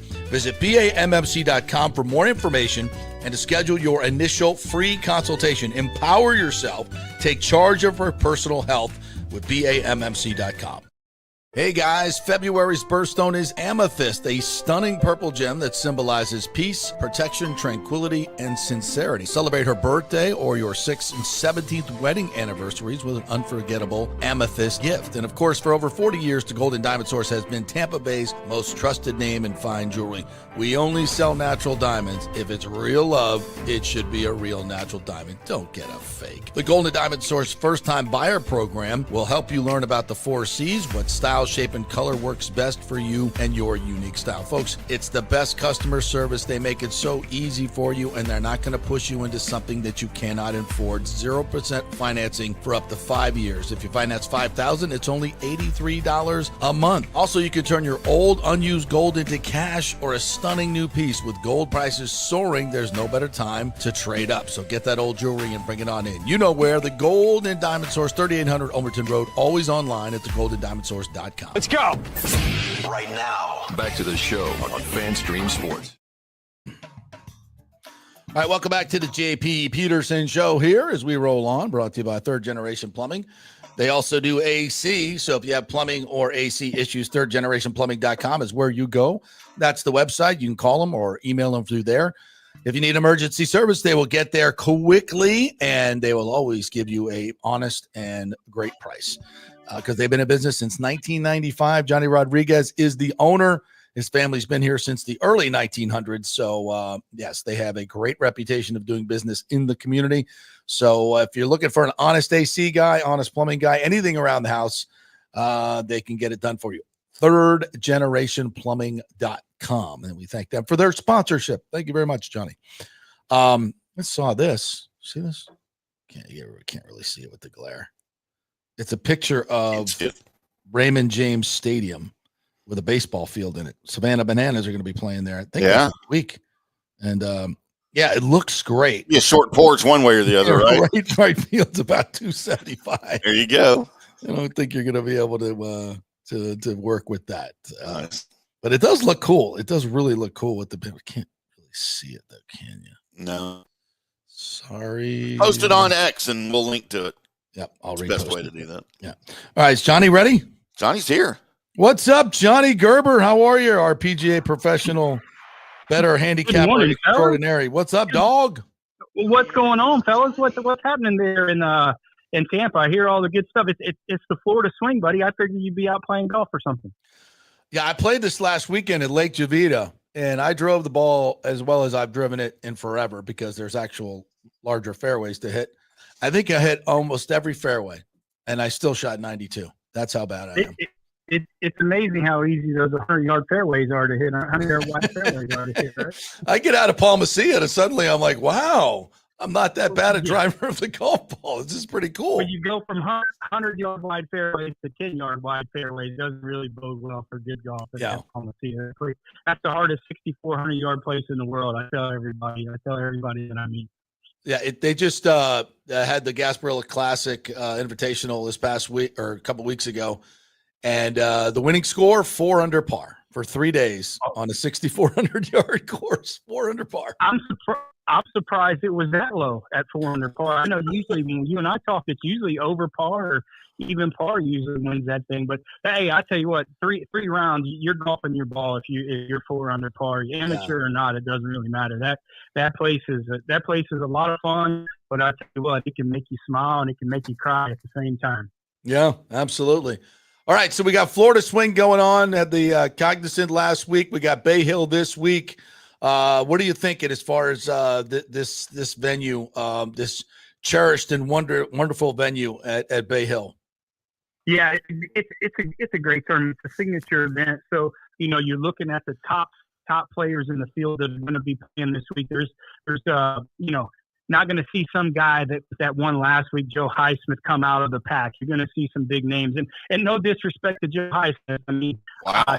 64 on the weekend. That guy just and everybody else just kind of, just kind of went through the motion. I was a little upset. We did have Ben Griffin and Russell Henley both of those guys to win last week, and they're right there in the top 2 or 3, but they just didn't want to go get it. And, hats off to Joe Highsmith, 64-64. You're not going to see that this week at Bay Hill. Anytime a dude in a bucket hat wins a tournament, it's a good week on the tour. Yeah, he's a teammate with Segala at Pepperdine. So you got 2 PGA Tour winners in the last 18 months. So these young guys are coming up. But I really like JT this week at 20-1. We talked about him earlier in the year that he was going to have a kind of resurgent year, bounce back here a little bit like Jordan Spieth to kind of get ready for that Ryder Cup team. I think he was really upset that he wasn't on the Ryder Cup team last year, so it's a lot of motivation. So 20-1, I like JT.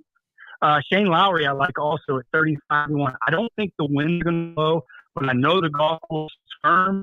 It's going to play fast. It's going to have about 4 to 5 inch rough, and 4 to 5 inch rough in Bermuda rough, JP. You know how tough that is. Yeah, good luck. Yeah, the rough is going to be up, and it's going to play firm and fast. I don't think it's going to be normally as windy, but I like Shane Lowry's creativity. This week is going to be predicated on guys who are really good ball strikers with their irons. Not so much driving. And, Arnold Palmer was very generous in his golf courses off the tee. You need to be very precise with his irons. So this card is going to be filled with really good iron players, and I like Shane Lowry when it comes to that spot at 35-1. I was a little hungry this week, JP. I had a ham sandwich, a little double ham sandwich pick this week. Okay. Will Zalatoris at 60-1, and I like Corey Connors at 66-1. Corey Connors is one of the best ball strikers on tour. He's voted as the number 1 iron player on the PGA Tour. He hasn't had really good form coming into the Arnold Palmer, but this is a place that he doesn't have to drive the ball great. You're not going to have to shoot 10 to 15 under par. I think single digits is going to win this week. I think around 8, 9, 10, so you don't have to make a lot of birdies, but you can't make a lot of mistakes. And this Will Zalatoris and Corey Connors fits that mold that I think they can get to 8, 9 under par and kind of avoid those big numbers out there that you can get at Bay Hill.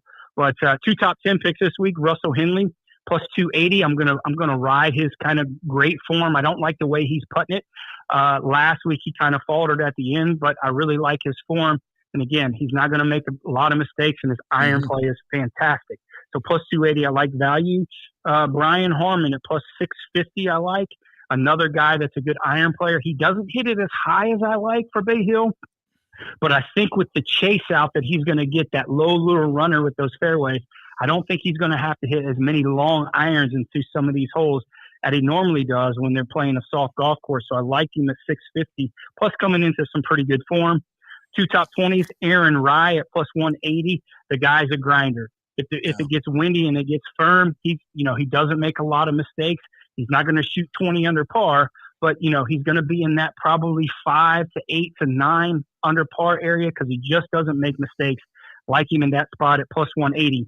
And the last pick to finish in the top 20, J.J. Spawn, plus 185. You'll see these guys in the top 20 picks. There's not a lot of money to be made because it's a short field. Right. So it's not a full field. So, you're looking at normally we could get these guys at around 300 or 350, but they're cut in half just because of the size of the field. But J.J. Spawn coming into some really good form. Again, a guy that's a really good ball striker with his irons, doesn't make a lot of mistakes. I like him in that spot at plus 185. And, of course, we have, along with the real tournament this week at Bay Hill, we have the fake tournament because we have the alternate field event. It's for all the guys that suck and they can't get into the regular field event. And I feel like you don't always make picks when you have an alternate field event, but I now realize why you had to make picks for the Puerto Rico Open.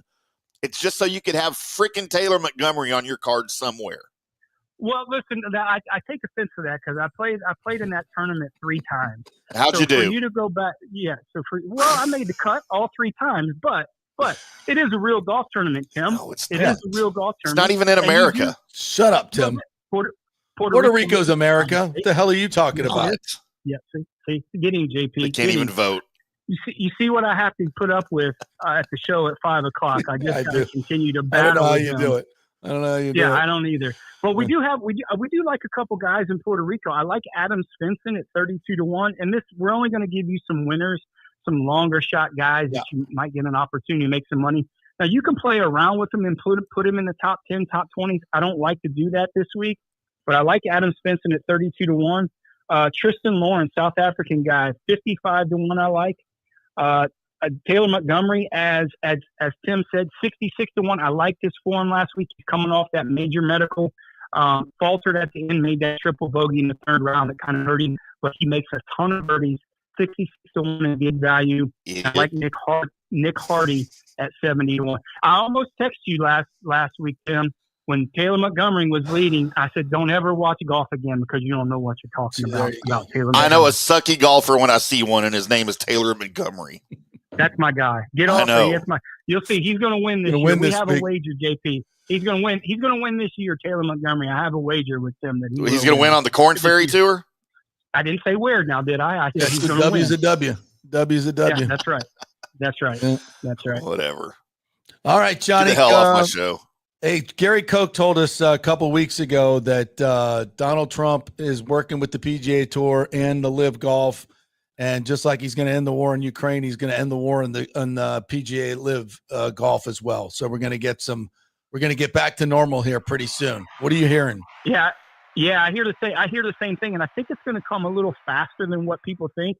Yeah. I think I think the PGA Championship obviously is going to allow some of those guys in the field like they did last year. So that's going to help. I know Memorial as a regular, it is a signature event. Jack basically said, "Hey, listen, I'm going to get the best field that I'm going to get for the tournament, no matter where they play." So I think you're going to start to see some of that. Yeah, on the Masters, you're going to get those guys too. You're not going to get nearly as many as you will get for the PGA. But I certainly think if you look, some of these events that are kind of struggling a little bit, maybe that's a ploy to them to say, hey, listen, we need to have you guys to start out in maybe some of these lesser field events, maybe like the Byron Nelson. Puerto Rico. That field. Not Puerto Rico, Tim. Yeah, well, I don't just get off Puerto Rico, please. I know you already have it. But maybe that's the way to boost these events. The Koepka say, hey, listen, we'll have you back, but maybe we need you to play in the Byron Nelson. We need you to play in the John Deere. Some of these events that potentially Valspar is not a signature event. Yeah. Right. They played here before. Yeah. And I know they love Innisbrook. I do know. It just it fits in that schedule a little bit weird for some of these guys. Right. That's one of the reasons why Valspar doesn't get it. But I think there's ways to do it. I think it's going to start. You're going to see a trickle effect in the Masters. Obviously, you'll see Koepka, Dustin Johnson, Joaquin Niemann, some of these guys. You're going to see a lot more when it comes to the PGA Championship, and I know they're going to see a lot more, when it comes to the Memorial up in Dublin, Ohio. There you go. All right, Johnny. You and Tim will be doing From the Rough 5:00 today on the FanStream Sports Network. So we'll be tuned into that. Thanks, partner. Appreciate it. I appreciate it. Thanks for having me on, guys. All right. Hopefully, see you next week. All right, that'll do it for us here on a Wednesday edition of the JP Peterson Show. If you missed anything, don't forget, there's always a podcast you can listen to anytime. You can also go back and listen on X and watch on X and Facebook and also on our YouTube channels, the JP Peterson Show and FanStream Sports Dallas, FanStream Sports Tampa Bay. All those places for us. Big thanks to Dave Zimroth, who joined us today, talked hoops, Matt LaPorta, who came in and joined us as well, and, of course, the great Johnny Gerber. Thank you, Timmy, as well. Thank you guys for participating in the comments. We will see you tomorrow.